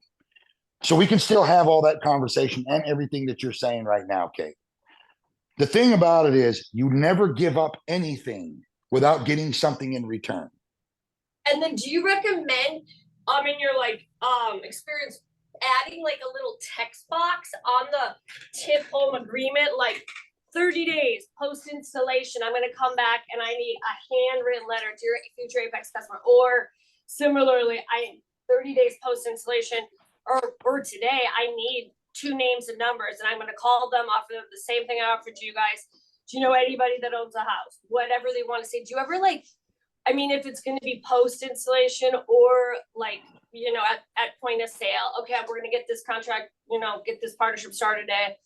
So I'm gonna need you guys to, while I get this paperwork, you know, the best practices of like modifying the tip home agreement, or no, do not add editings to make it feel validated, like, hey, you're getting an additional discount, which I didn't think could happen. We're gonna make sure it's in writing. Well, first off, it's a funny question, or it's a difficult question for me to ask or answer, kind of, because I don't agree with the tip agreement paper. I don't agree with the promotional paper, for that matter. For me, when I'm asking for something for somebody like that, I put it in their contract, not on the tip agreement, not on the promotional agreement. I want it in. If it's me, I put it in the contract. Number one, the contract is legal, so to speak. Number two, I can hold the customer to that 30 days after the date of installation. I can go back and get what I need because that's what they agreed upon. Customer agrees to all promotional home program to do this, to do this, to do this, to do this, to do this. I put that in whatever note section I can put it in my contract. If there's not enough room in the contract, then I'll sit there and print up a damn addendum, and I'll put everything in the addendum if I have to. Okay. I would prefer that if it's me, as opposed to the tip thing. I get it. We got to fill it out just to make people happy at corporate, whatever. But to me, the contract or an addendum is more of a legal thing, which holds the customer to it a little stronger and makes it easier for me to get these things. Okay. Good. So I've always put everything in my contract. I mean, Cody and I were talking a couple of weeks ago, and I'll tell you this: we can either believe this or we don't. Either way, it doesn't matter, right? If you talk to my wife or even my son, my last 16, 17 years as a sales rep, I sold on average between about 18 and 22 jobs a month, give or take a job or two either way. Standards here. And I ran maybe 6 to 8, maybe 11 leads a month from the office. That's it. I prefer not to run office leads back then. I didn't want to run telemarketing leads back then. I didn't want to run media leads. I didn't want to sit there and run canvas leads. I just piss on that. I did not want to do it. Number one, so I could control my own schedule. Number two, because I wasn't going to sit there and count on some $10 or $15 an hour fool to sit there and determine whether I make $250,000 a year or more. I just wasn't going to do it. Okay. I'm not going to depend on somebody else. So I learned to be very self-sustaining. And to me, this is how I used to do it. I was a referral person. And I made it part of the contract itself because that's more legal and binding. Okay. So for me, I always told everybody 30 days. This is what we're going to need 30 days after the date of installation for our target marketing program. And if you agree to all of this, the 30 days after the date of installation, I'm going to come back and get this shit. And then I would go back and do it. Okay. The online review and everything is cool. That's fine. Next door, all that bullshit. That's all fine. I still want a letter in writing, handwritten out. And the reason I want that is because that gives me the excuse to be able to get back in front of them 30 days later to be able to see if I can sell more product. Okay. Their financial situation may have changed in 4 months. Because by the time we get back there 30 days after the date of install, guys, we're talking 3, 4, 5 months. Or if you're Cody, that's a goddamn year. Cody's waiting on shit out there that's over 6 months long still. Okay. So Cody gets to sit there and tell everybody, look, we're going to come back here 30 days after the date of installation to get this from you, which will probably be in 2025 with the way that's going out there. Okay. But the point is it gives me a chance to get back in that house. And if it's a partial deal, it gives me a chance to sell more product. Okay. You can't assume just because somebody could only afford 6 windows 4 months ago that their things haven't changed. We don't know that. Sometimes people just buy a few things at a time just to see how the process and everything works. You know, one of the ones that I was talking with Cody about, literally, her name is Michelle Stefani. She sold a young lady by the name of Mr. and Mrs. Easter a Provia door. At installation, I told her, I said, you should go out there and talk to this lady, see how things are going, see if you can say, oh, no, she can't do it. She can't do it. She won't do it. I've already talked to her boss. I did everything I could sit there and do. This is it. So Joey Fatone, and I don't know his real name. Joey Fatone is what we used to call him because he looked just like Joey Fatone. I swear to God, pictures next to each other looks like twins. Joey Fatone said, hey, look, boss, I'm going to be in the area. If you want me to, I'll go by old girl's house. I said, fuck it, go by the house and see what happens. And Joey Fatone sold that job for $36,000. True story. She was pissed because we took her deal from her. Well, first off, piss on her for not working her customer like she's supposed to. Second on her for sitting there thinking for the customer. And in the end, the deal was an easy peasy write-up. All she wanted was to see how everything was going to go with the door. She loved everything up until that point, signed a contract right away. So for me, I want to get in front of the customer to be able to work that job. That's what I want to do. So that's why I asked for the letter. The other thing about the letter, what's more powerful than the online review. Look, I'm looking at right now. Let's look at Cody's office right now. You got Cody, Diana over there, Tanner, Double J, Shadow, Michelle, Nicole. There's 7 of them. If each one of them were to just get 1 letter each, just 1 letter each a week from their customers, combined, they're getting 28 a month. 28. Handwritten, brand spanking new. And every 90 days, you keep January, February, March. When April rolls around, get rid of January. When May shows around, get rid of February. So you have 90 days of up-to-date brand spanking new in somebody's handwriting. So it doesn't look like that maybe some 3-year-old in the bottom of some basement in Nicaragua somewhere wrote the damn review online. That puts me in front of the customer. That also makes it easier for me to get my referral as I'm standing there. It's easier to control the environment that way. Okay.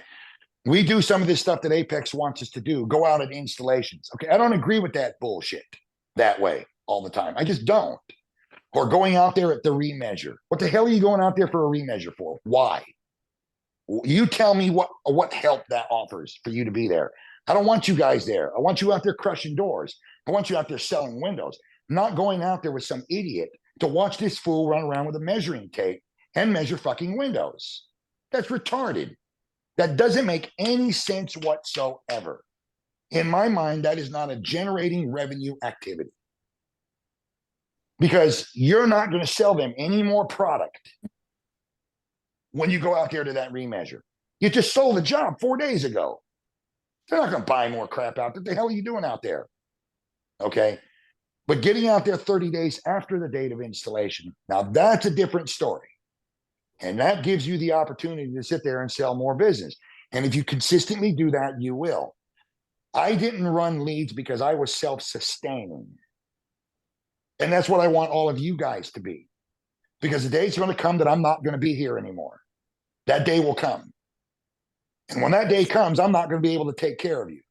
I'm not going to be able to watch out for you. And you have to be able to take care of and watch out for yourself. That's how you become self-sustaining. And do you like to get the names and numbers of 2 or 3 people they know at point of sale, or the 30 days post install?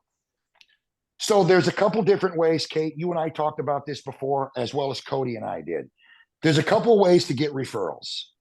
Okay. One is a little tougher than the other, but there is a couple ways. Option number one is at point of sale. So back in the old days at point of sale, what we would do is, as we get ready to start our presentation, we would sit there and warm up. And when we were getting ready to get in the presentation, we would pull out a little notepad. Okay. We'd hand it to the customer along with a pen, and we'd sit there and tell the customer, look, Mr. and Mrs. Customer, can you do me a favor? As we go through this, if you can think of people that own their house and haven't had their windows replaced, if you can write their first names only on this piece of paper, first names only. At the end of my presentation here, if you feel that me and my product are recommendable, I would then ask for their telephone numbers and last name at that point in time. And what we would do is give them a call and offer them the same opportunity that we're offering you, free window inspection, blah, blah, blah, blah, blah, blah, blah. If they say yes, cool. If they say no, that's fine too. That's option A. That's a little tougher because that takes a little stones, especially when you get somebody that says, wait a minute, you're not even doing anything. You're already asking me for referrals. So sometimes I could take some talking through. Or your other option is probably the easiest option of all of them, is you make it part of your program. You make it part of this cool price that they're going to go ahead and get.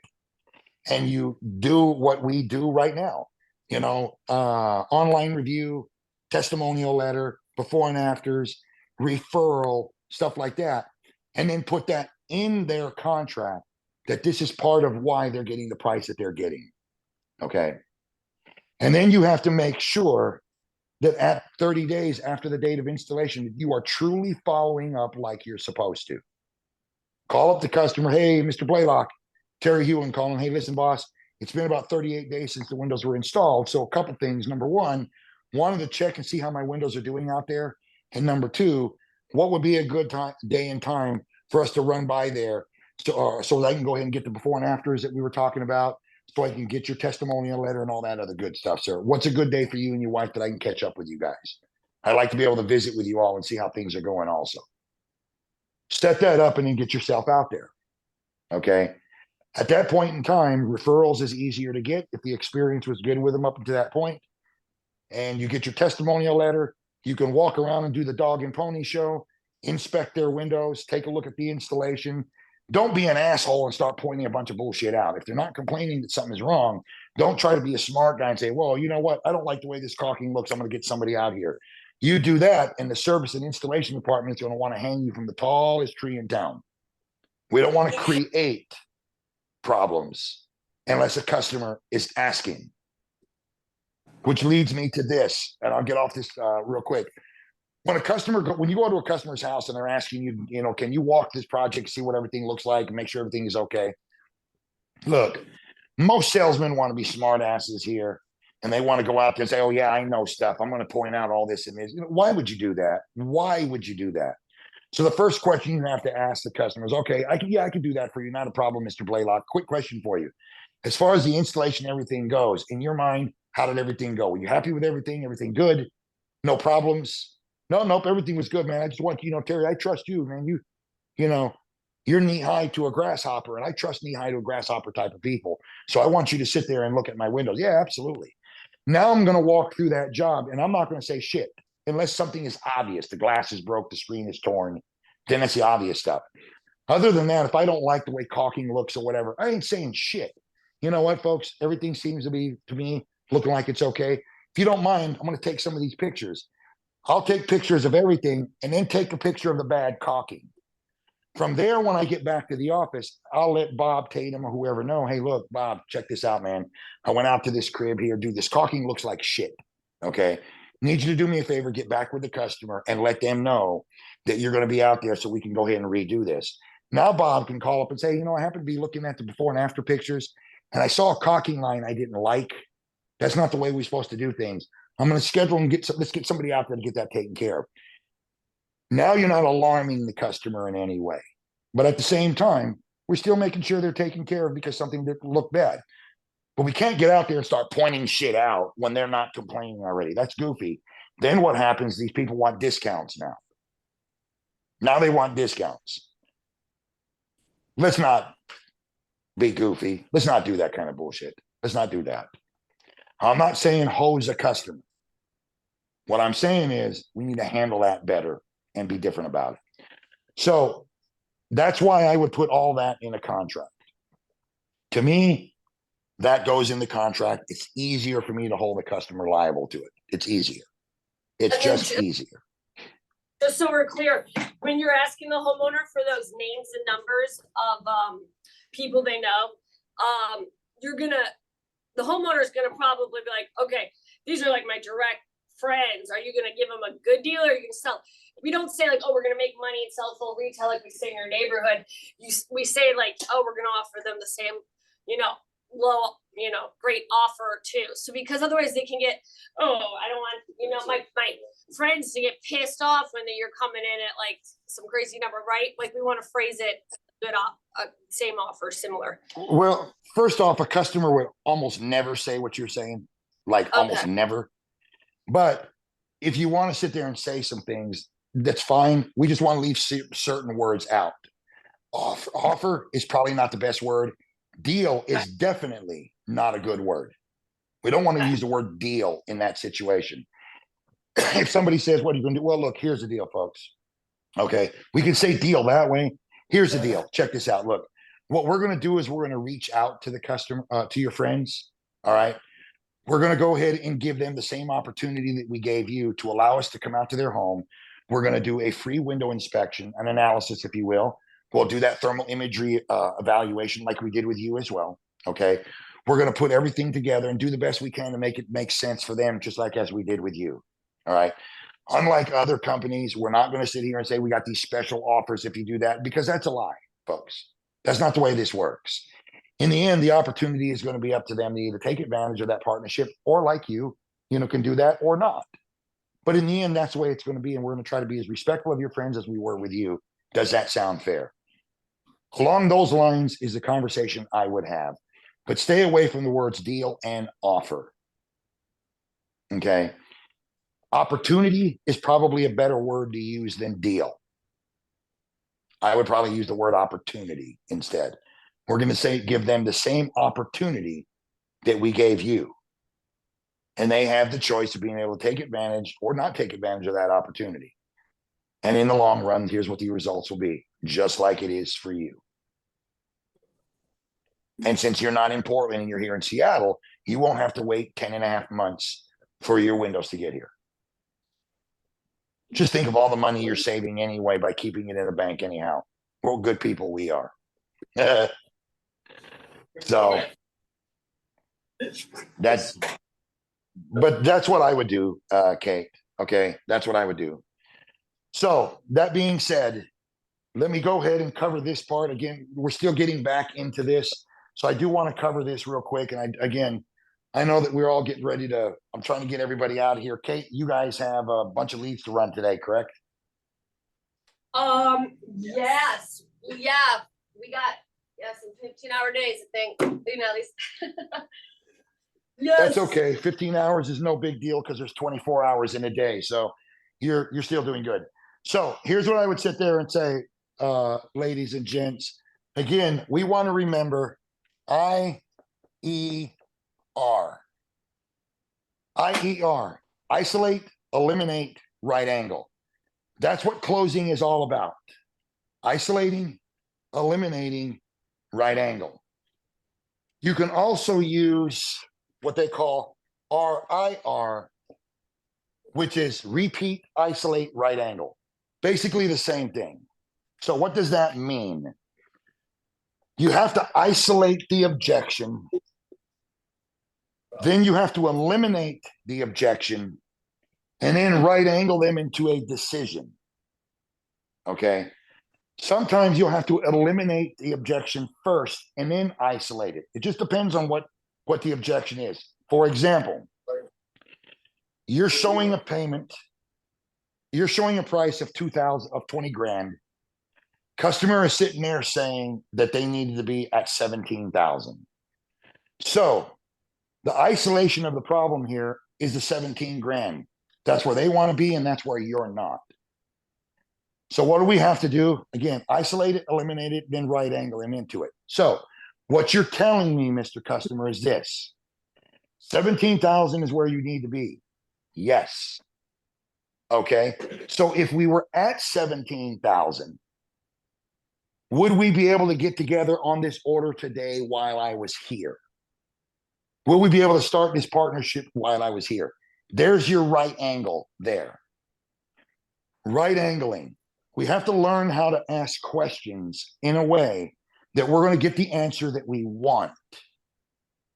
And we're going to get that answer because we asked the question the correct way. You know, rather than sitting there asking somebody, are you a liar? We turn around and ask the question in a way that we know is not offensive, but they're going to give us an answer. Obviously, folks, I would have sit there and assume everything you're telling me has got to be on the up and up because I don't see you as the type of person who would sit there and lie to the window man. However, I've only known you for a couple hours, so I could be wrong. Am I wrong or not? Because I don't think so. What's he going to say? Yeah, I'm a liar. Is that what they're going to say? Nobody has ever said yes to that. Nobody. Even a liar has never said that. Even a liar. So we ask the question in a way that we know we're going to get our answer. Obviously, Mr. Shadow, obviously, you're probably like the average person where you want to get the most information that you can get so you can make the best decision for you and your family. Or am I wrong? No, you're not wrong. Cool.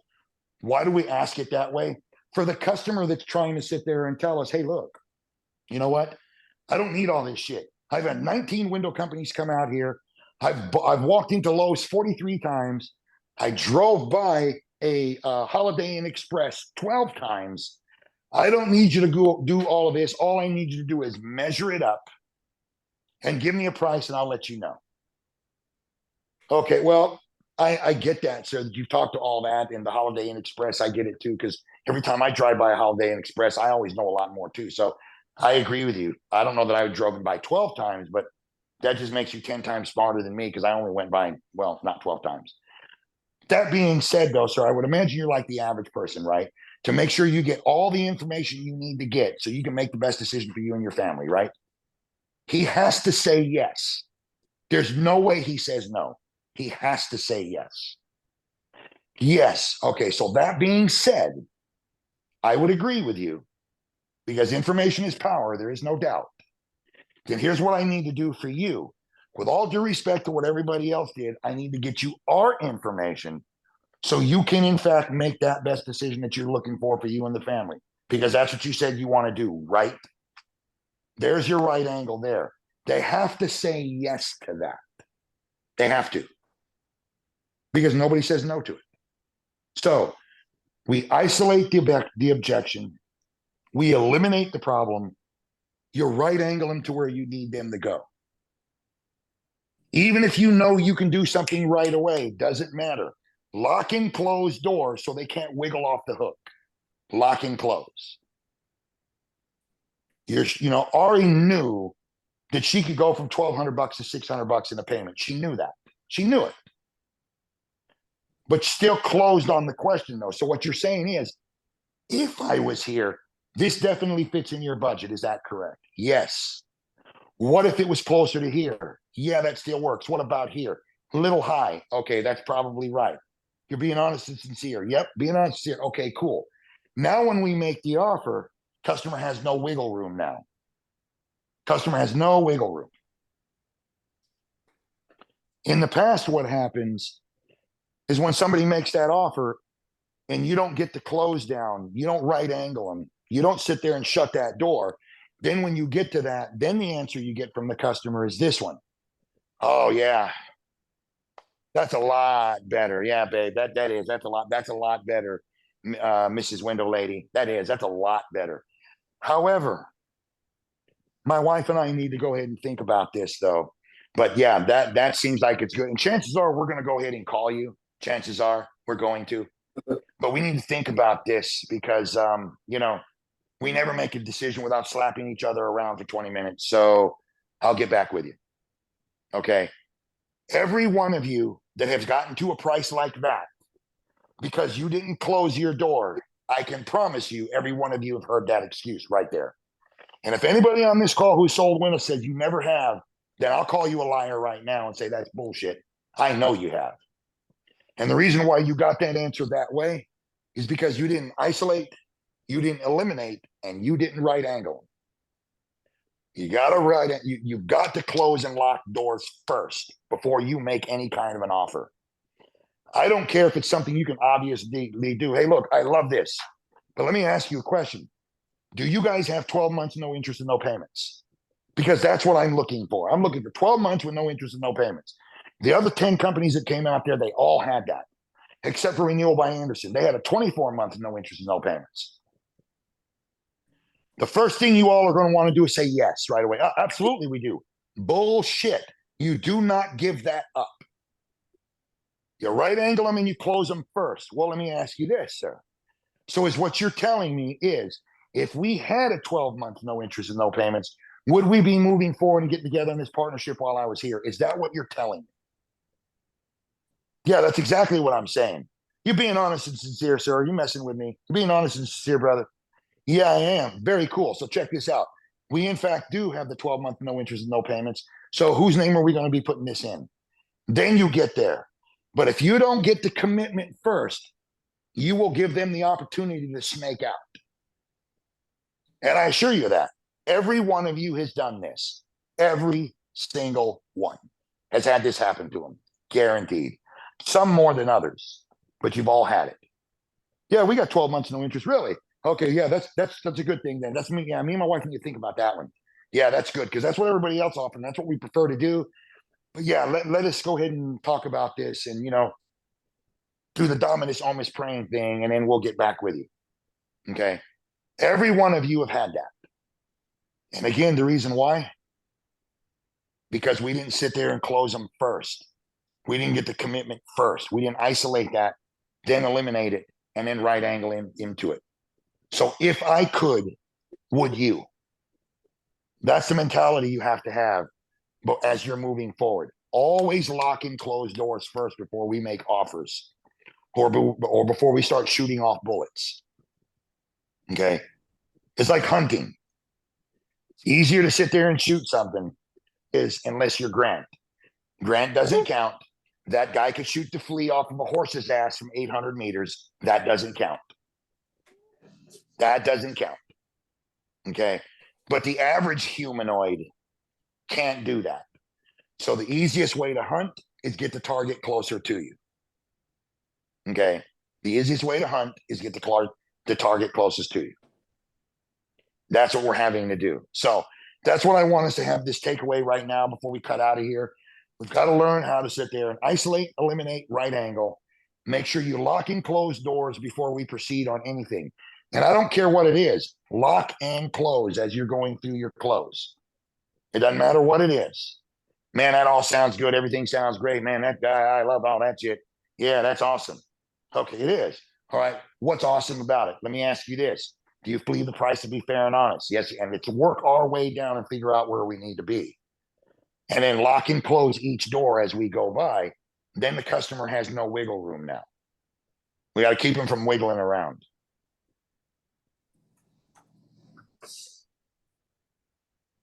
Hey, Terry. So. Hey, what? In that example you just gave, if someone says, do you have 0% interest for 12 months because, Pella said they had it or whoever, and you're in the close, you're ready to get the contract, and you ask them, okay, well, let me ask you this. If we did have it, would we be able to get together today while I'm here? if they kind of get squeamish and wiggle around, well, I'm not really sure, why can't you just tell me what you have? How would you navigate that? Well, so again, it's a good question, Jimmy. What I will tell you is the likelihood of you hearing it put that way back to you is almost zero, bro. Okay, 99 times, 98 times out of 100, they're going to answer it. They are. But if, because again, you are in the close. But if somebody were to ask me, well, why can't you just sit there and tell me, you know what, sir, I actually can. But the bottom line is, in the end, I'm trying to also sit there and figure out, is this the best way to be able to earn your business and start this partnership or not? That's why I'm asking. Why can't you answer the freaking question, you bald-headed little shit? How come you right. can't? So yeah. You so see what I'm that's why- saying? Yeah, no, that makes sense. But rather like, let's just say, if you ask them, would we be able to get a deal together today while I'm here? And then they say, well, I'm not sure, and then you start getting into like kind of like gray area. At that point, would you Well, go ahead no. and well, yeah, we have that plan, Well, no, it's not really gray because you're actually in the close. If you were kind of getting that question somewhere in your presentation, that could get a little weird there, for sure. But you're actually in the close. I mean, at this point, more often than not, they're either going to ask you about that before you present price, is when they'll usually ask, probably 7 to 8 times out of 10. Or what they'll do is they'll ask you after you've presented everything. In which case, when they're asking, that's okay. That's just something else for us to talk about in the close because we're already in the close. So if I'm figuring out the price and you're telling me, hey, look, Terry, while you're figuring that out, let me ask you a quick question. Do you have a 12-month, no interest and no payments? Question for you. Is that actually what you're looking at? Is a 12-month, no interest, no payments? Is that what you would prefer? You're not going to question me if I ask you that. You'll either answer the question yes or no, because there's nothing weird about that. You know what I mean? And that's how I would do it. Do you have 12 months, no interest? Is that what it is that you're looking for, sir? Did you read that somewhere? Is that what you're looking for? Is that, well, yeah, that's actually what I'm looking for. Awesome. I can certainly talk to you about that. And then I'm going to go right back to my deal. The only difference here is because he, she, or they brought it up at that point, when I present my price, I would then sit there and show the cash price. I would show the finance price, and I'd still show the 9.9 for 36 months, and then put on there, and then let them know, here's this, here's this, here's this, here's how we normally do it. However, to get back to the question you asked me earlier, Jimmy, the question is, yes, we do offer a 12-month, no interest and no payments. Based on the $24,000 that we're looking at here, just to make you aware, you're looking at a project there that you would have to be making sure that you save up $2,000 a month or more to make sure this gets paid off on time. Is that something that's going to work out for you, sir, and fit in your budget? Or no, you tell me. Then I would address it right there, right away at that time, like that. But that's usually when you're going to hear it, though. They're either going to tell you before you price, or they're going to ask you about that after you've done it and they've had a chance to see it. If they've asked after they've had a chance to see it, then we're going to want to ask the closing question that way and see well, let me ask you, is the 12-month no interest, no payment, is that what's keeping us from moving forward? Is that what you're looking for to make this work for you? And then I would sit there and handle it then. But for the most part, you're hardly ever going to sit there and catch a lot of beef that way, bro. Very, very, very little. Very little. Okay. One other question, when you show the 1-year price and the promo price, and you're going over the cash option with 30, 60, 10, going over the finance options or monthly investment options. If they ask at that point that, is there a cash discount? Would you always just tell them, oh yeah, $500 or $300, or would you kind of play with that? No, I'm pretty comfortable with it right away because of the margin that I'm sitting at. If I was sitting at a 30% margin and I'm getting that question answered, it's a little bit different. I'm not more, hell no, I don't want to give them any more money off because I'm already sitting at green line. So I would make a call right there, hey, look, I see this. Quick question. Do you guys offer a cash discount? You can dig into that just a little bit. Really, a cash discount. So let me ask you a question. if you were to move forward on this project, are you saying that if on a cash discount, depending of course on what the discount is, did you want to move forward and take advantage of that one? Is that what you're saying? I would push that right there and see where we're at. I would push it. No, truth be told, I mean, the cash discount would have to be like $5,000 because we can't pay cash on that. Man, so how you want to sit there and ask me for cash? You know I can't give you no $5,000 cash discount. What are you doing? You know, I will tell you this though, Jimmy. That's a nice try though, brother. I get you that. I don't blame you for that. You know, right? You don't get to date the prom queen if you don't ask, which is why you sat there and asked and she said yes. So I get that. You know, so let's talk about the payments for a minute because you're being retarded now. So I would push that there. I mean, again, I'm big on getting commitments right away. I'm big on that. Okay. You know, then let's get into this, sir, because what you're talking right now is complete insanity. And you know, but nice try though, brother. I ain't gonna lie. So that's good. Hell, I would do it if it was me. But does this and then I would go into that. I have a question I was gonna ask earlier.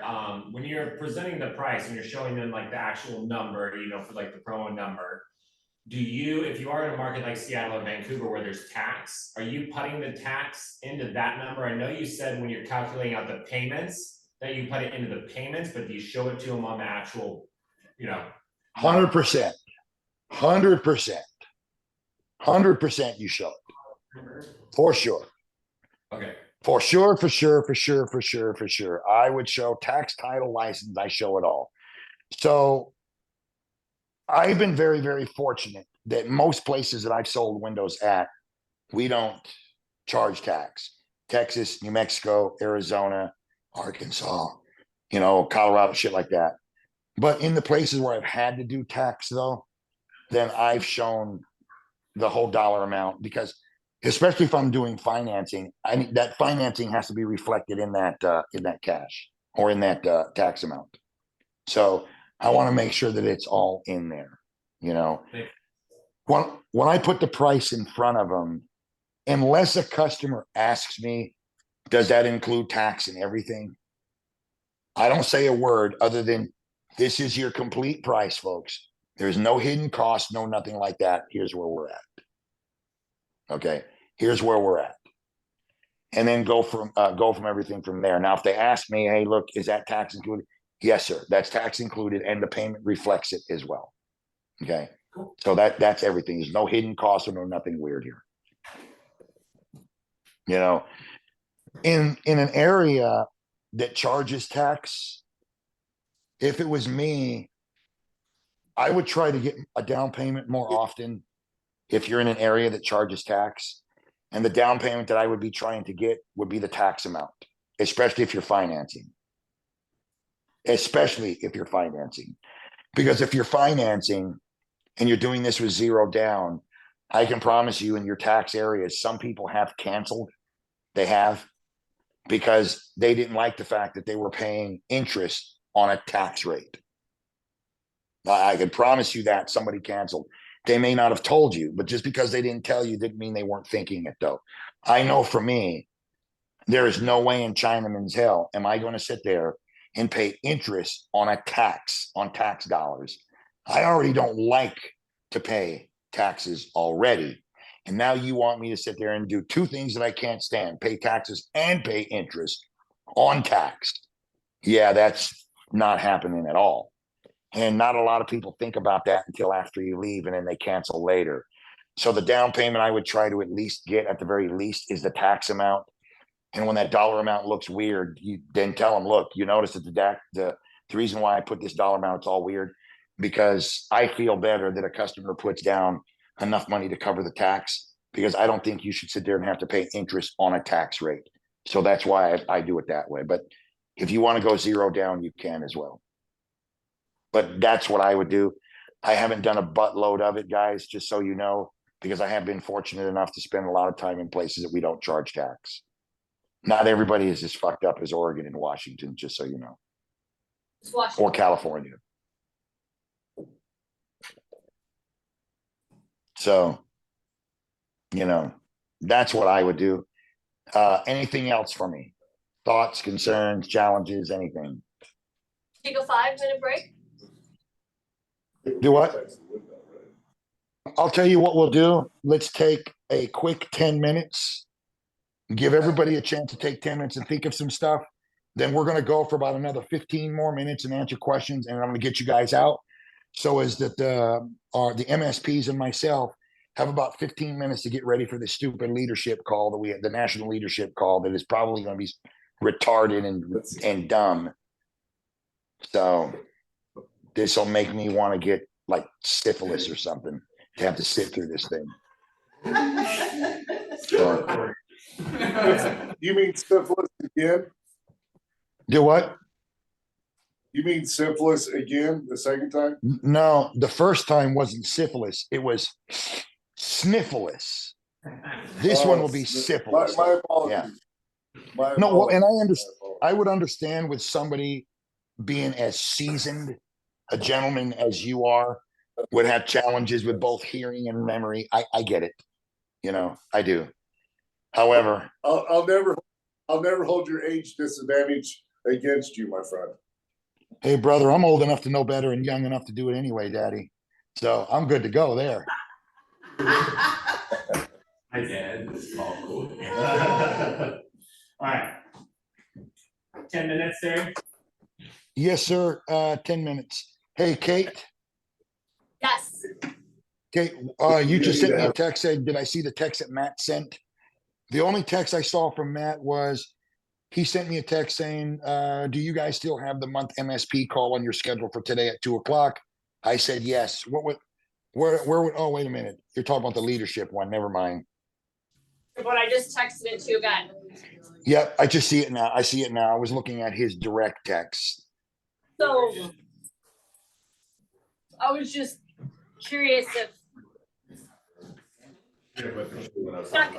strategy is Okay. So, hey, Kate. yeah.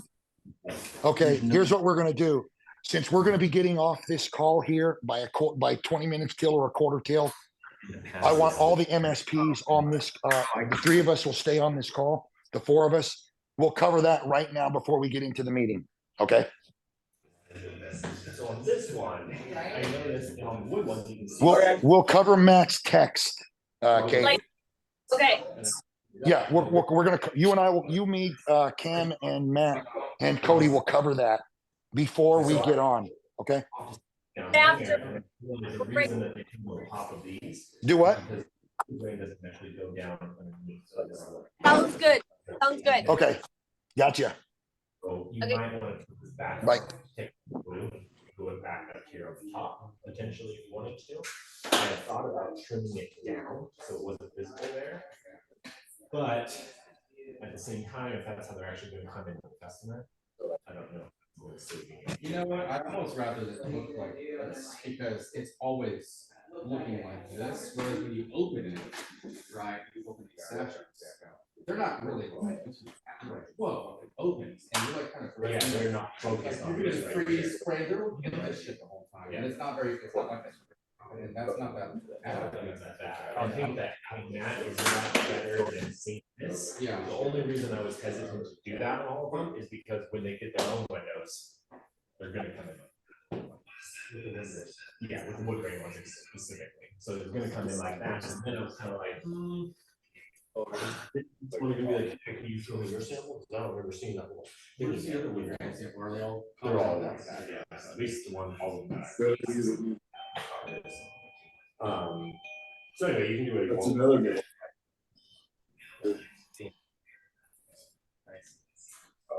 What brand's that one? They're like SAR bomber. Yeah, that was like the JSPs and do like the JSPs. How long is your, That's like an it's like watch. They're like Got a couple that last longer. I'm gonna go grab well, Oh, I think, yeah. 2 minutes. really cards in them, I think was better. But yeah, So where do you buy it? they just have a. This one's like 400. But they, yeah, they're like, yeah, 45 grand, 55 grand. They even have some on there that are like. That's it. Maybe Floyd Mayweather. Oh, yeah, he's kind of there. Oh, but. Yeah, that guy's, the amount of money that he spent on watches is just insane. Like he, So his house in Vegas is right off in Summerlin, right off of the front there. It's full. And like if you were to hit one in his backyard, it's a good 300-yard drive. It's a good drive. right. But if you hit one in his backyard, he's out there.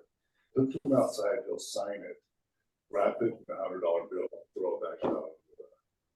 Yeah, it was pretty. I mean, this was his. This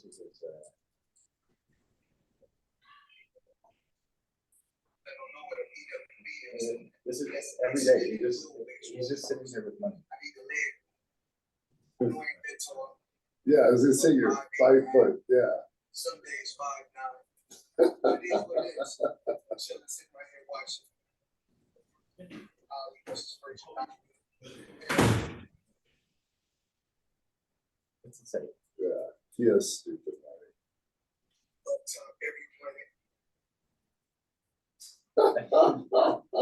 How much money's that? it's crazy. NBA young boy. See all this? It's on its way to you. Let's go. I mean, it's yeah. He I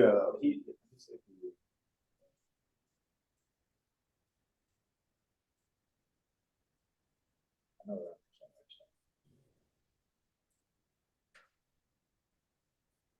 He was so much fun to watch fight though. Just like his defense was so good that people just could not hit I him. know. Just couldn't hit him. And that's the thing is, like, yeah, he was, in my opinion, he was a boring fighter, but he was. Yeah, it was boring that way because there was no action because no one could hit him. And then he just dropped in a couple of hits every once in a while. Yeah, I know he has him on here.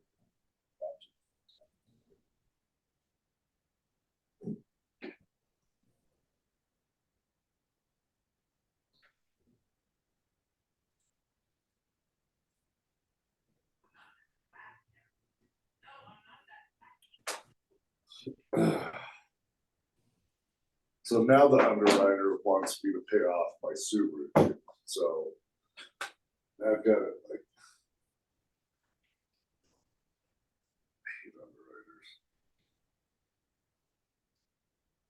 And my mortgage guy, he's a good guy. He's a friend. Like, I shouldn't say friend, but I know him. Right. He's like, well, you can just pay it off and then go back up and then you can just refinance it if you need to. I'm like, Andy, right now it's at 1.8% finance. You're gonna I get. can't give you 1.8 again. Wait, are you gonna gig? Oh, me and Taylor going to like San Francisco. Tesla, like I don't. 2.1. And I'm like, yeah, I can't get that again for 2.1 now. But it's just historically. Yes, yeah. There's no knocks, There's only a couple neighborhoods. So it is. no knocks in the Nobody area, knocks, so. Some houses close by. Yeah. Which is, because we never go there, they're not that far. some areas like Golden Dark. And this is a home show set. Really Huh? not much else. I would maybe like Maple Leaf area, but that's like North Seattle predominantly. I don't think much downtown or south. Yeah. It'd be flat. Every once in a while when you drive Las Vegas Strip and there's the executive airport, his plane might be out there. Yeah, It just says, See the money. yeah.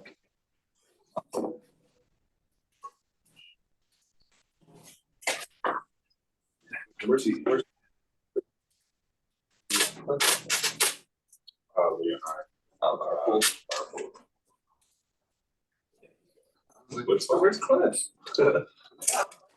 But he's gotta have some pretty good influence, because the way he blows through it, or seems to blow through it, and still has it, like, he's gotta have. Cause he ain't making any more money, not with his fights, obviously. Well, that. They're a production, so they like. Cause like, He always, he's got like 4 or 5 strip clubs. yeah. But I think most of his money comes from like the commercial side. Is it? I think, yeah. Hey, good for him, I just, you know. $200,000 house, Jesus.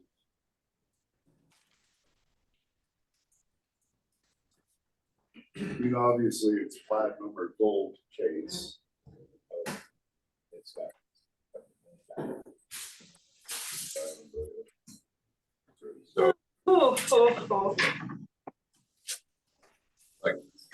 All this first stuff is like just kind of like random shit that, or like is usually like every job. Like, you can click here.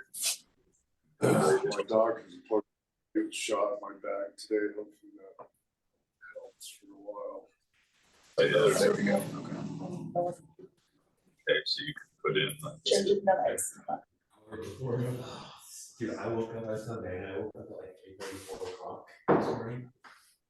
It's like that. So many times. I couldn't go back to I bed. hate that shit. I was playing video games for like 2 fucking hours. Yeah, I it's reading a book. Right. Know again? Or what? Yeah. That was me yesterday. I didn't like waking up at like 5 a.m.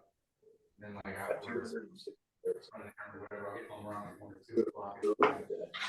An hour and a half. Go to the gym and then study at night, you know? But yeah, it's like my sleep is good. But I haven't even memorized which one's like fixed.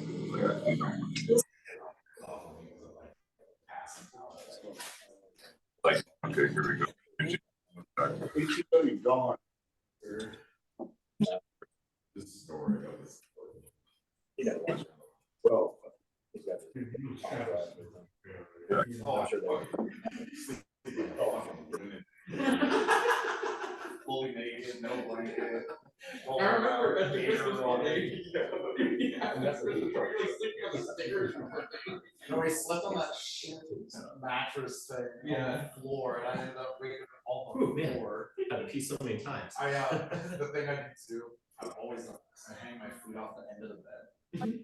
And Casey will be like, so I woke up this morning, like, leaned over, and your head was like halfway down the bed, legs were like off the bed. Like, the best was when I was a chef, I used to sleep and have dreams. So I just call orders and like run the kitchen in my dreams. So I have a full life service while I'm sleeping. It's like order fire, do this, try this, get this on, da da da. So you just do it for hours. Yeah. Hours. The gross margin's set at 30. I don't buy myself enough But time, so like, okay, and then there's like Have a lot tan, of so if we're doing whatever, yeah. Your color, add the new tan, a tan, and it'll all your windows. This is if you have less than 8, because there's a surcharge, the surcharge is very, if the less you do, surcharge is just like both prices. Just like, She texted me. what was it, like, my mom came and she's like, It's a Yeah, detated, She had insomnia last night, tell everyone I'm sorry. oh, shit.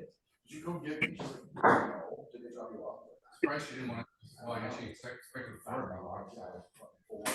She didn't. I was gonna go sleep and be like, well, hey, like, you can be here before 3. And start training, it's not, you know. I think especially. I think she went back to sleep because then Lucy texted her and me a question. Well, that's, yeah. She needs to.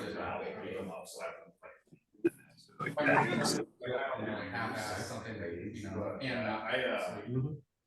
so yeah. I don't got some tape on you. Fine, basically. I wanna get that.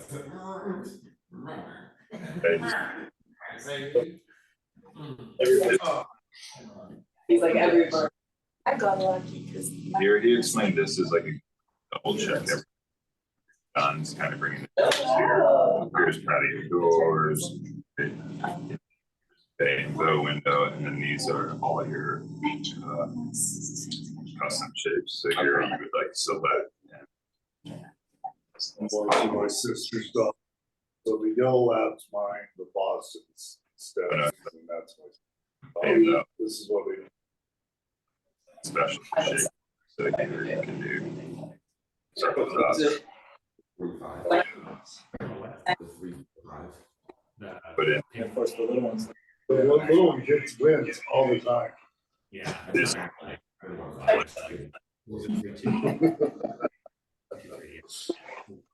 And Okay, are we We talked ready? about it. Ready? Yeah. double overcharge. And I got to show them that to me, probably. This is one thing I want, like, because Here. If you have a $10,000 loan, you can have it by 3. If you put the decimal. She held it. More often.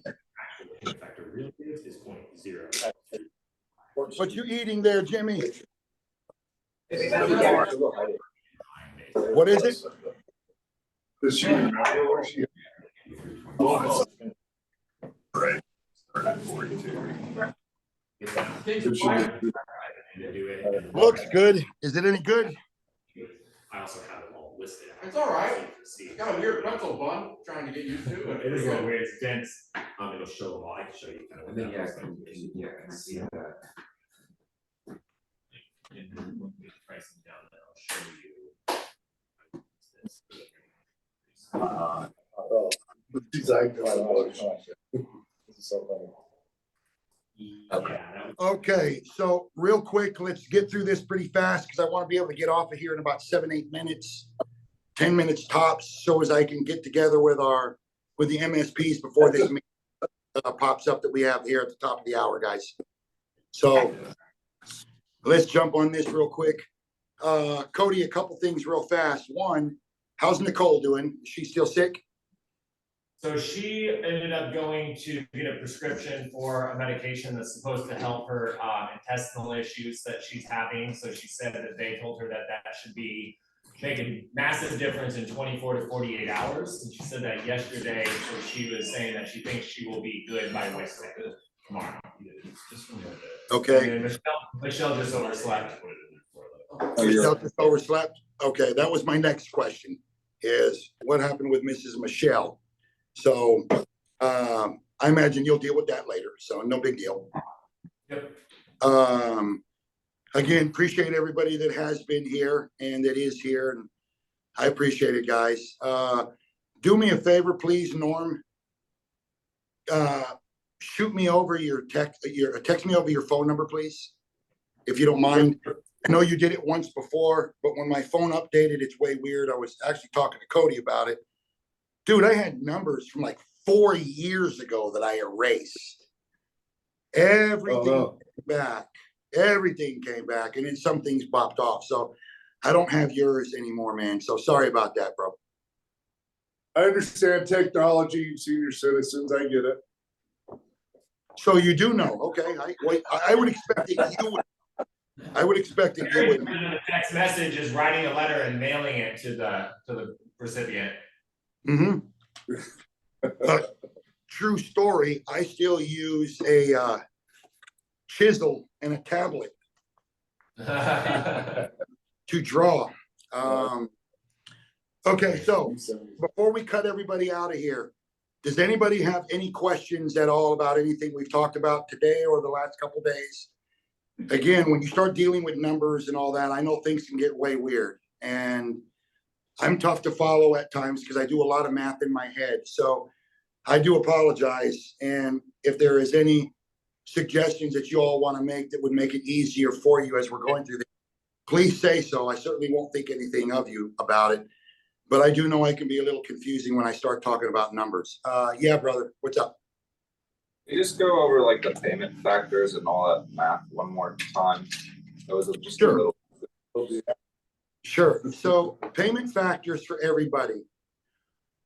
What a payment factor is, first off, a payment factor is a number that you use that you multiply by the amount you're financing. That gives you what your monthly payment is. The easiest way to figure out a payment factor is always use $10,000. if you use $10,000, whatever that payment comes out to be when you look it up in your iPad, whatever that is, that's what your payment factor is. So if you're in this case at 7.9% for 84 months, the payment on $10,000 is $156.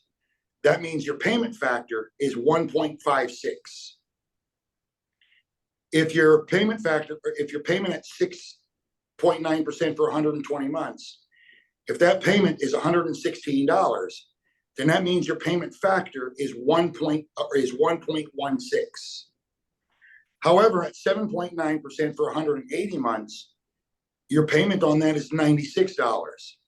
Therefore, your payment factor is going to be 0.0096. Okay, so all you got to do is take that number multiplied by the amount you're financing. That'll tell you what your payment is.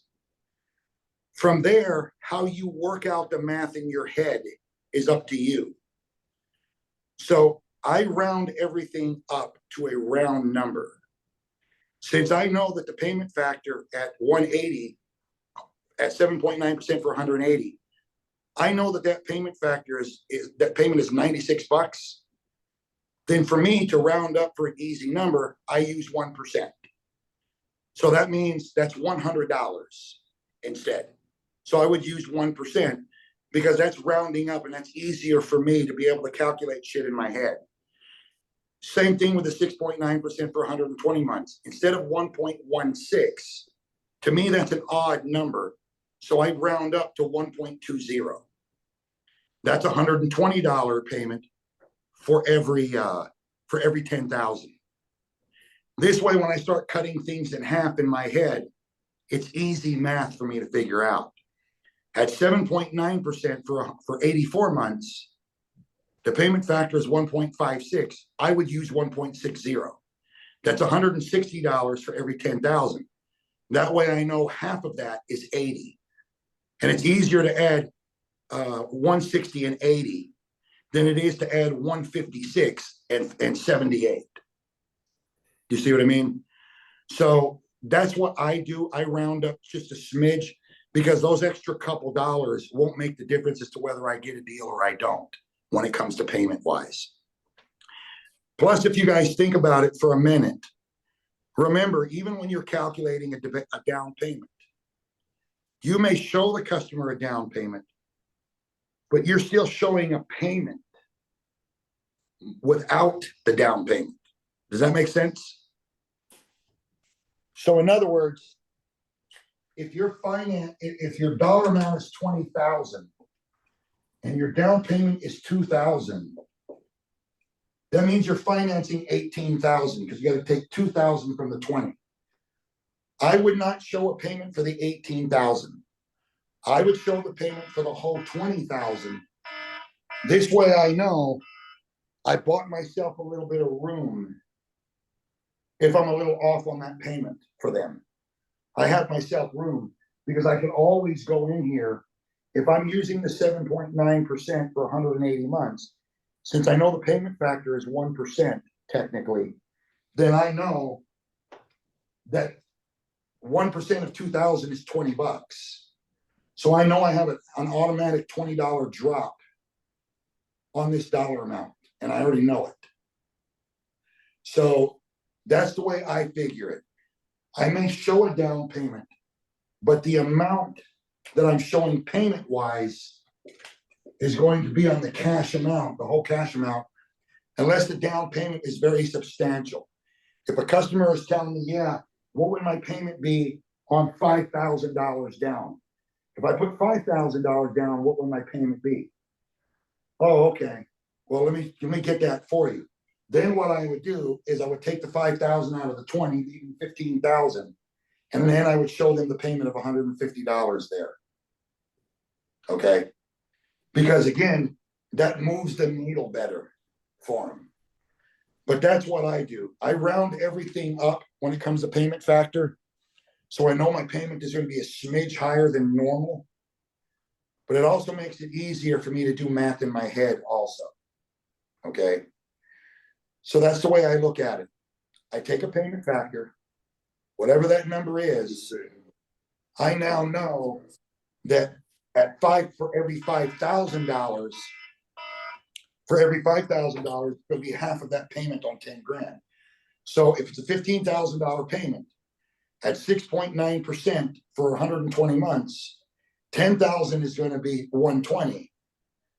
5,000 is half of 10, which means the payment should be half of 120. So that's 60. So 60 and 120 is $180. So I know my payment's going to be a smidge under $180 for 15,000. So you just have to kind of set the numbers up in your head as to what makes math easier for you to do in your head. Okay. A lot of times that's easier than keep going to your calculator or keep looking things up. The problem is when you start looking things up, buying temperature starts to die out also. And I don't want the buying temperature to die out. All right. But if you can't do the math in your head, then utilize your iPad and go with that. That's fine. But it is best to know what your payment factors are. So that's what your payment factor is. It's the number that you use to multiply by the amount you're financing to give you your payment. Does that help us? Thank you, Terry. You got it, brother. You got it. Anything else? Okay, good. We'll go ahead and pick this up again some more tomorrow. We didn't do that today, and that sucks. But I want to make sure that tomorrow we get into more closing scenarios.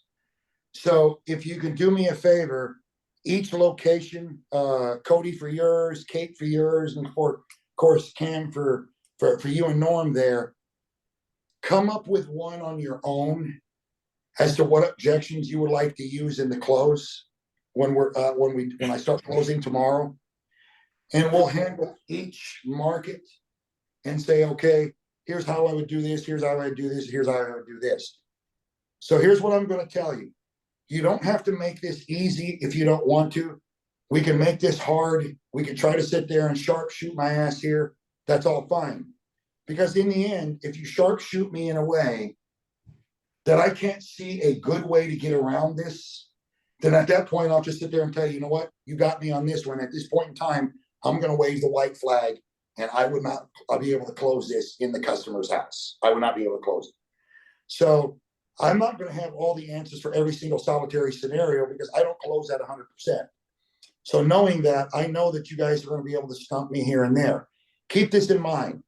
The goal is not to sharpshoot me and stump me here. That's not the goal. Okay.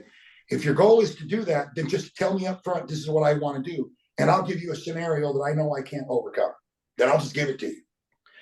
But the goal here is to what do we hear consistently in a house that comes up that we can try to overcome? Okay. Keep in mind, when you come up with a scenario in your head, when you guys come up with a scenario together, the first question you should ask yourselves is, for every 40 appointments that I actually pitch and give a price to, how often does this come up?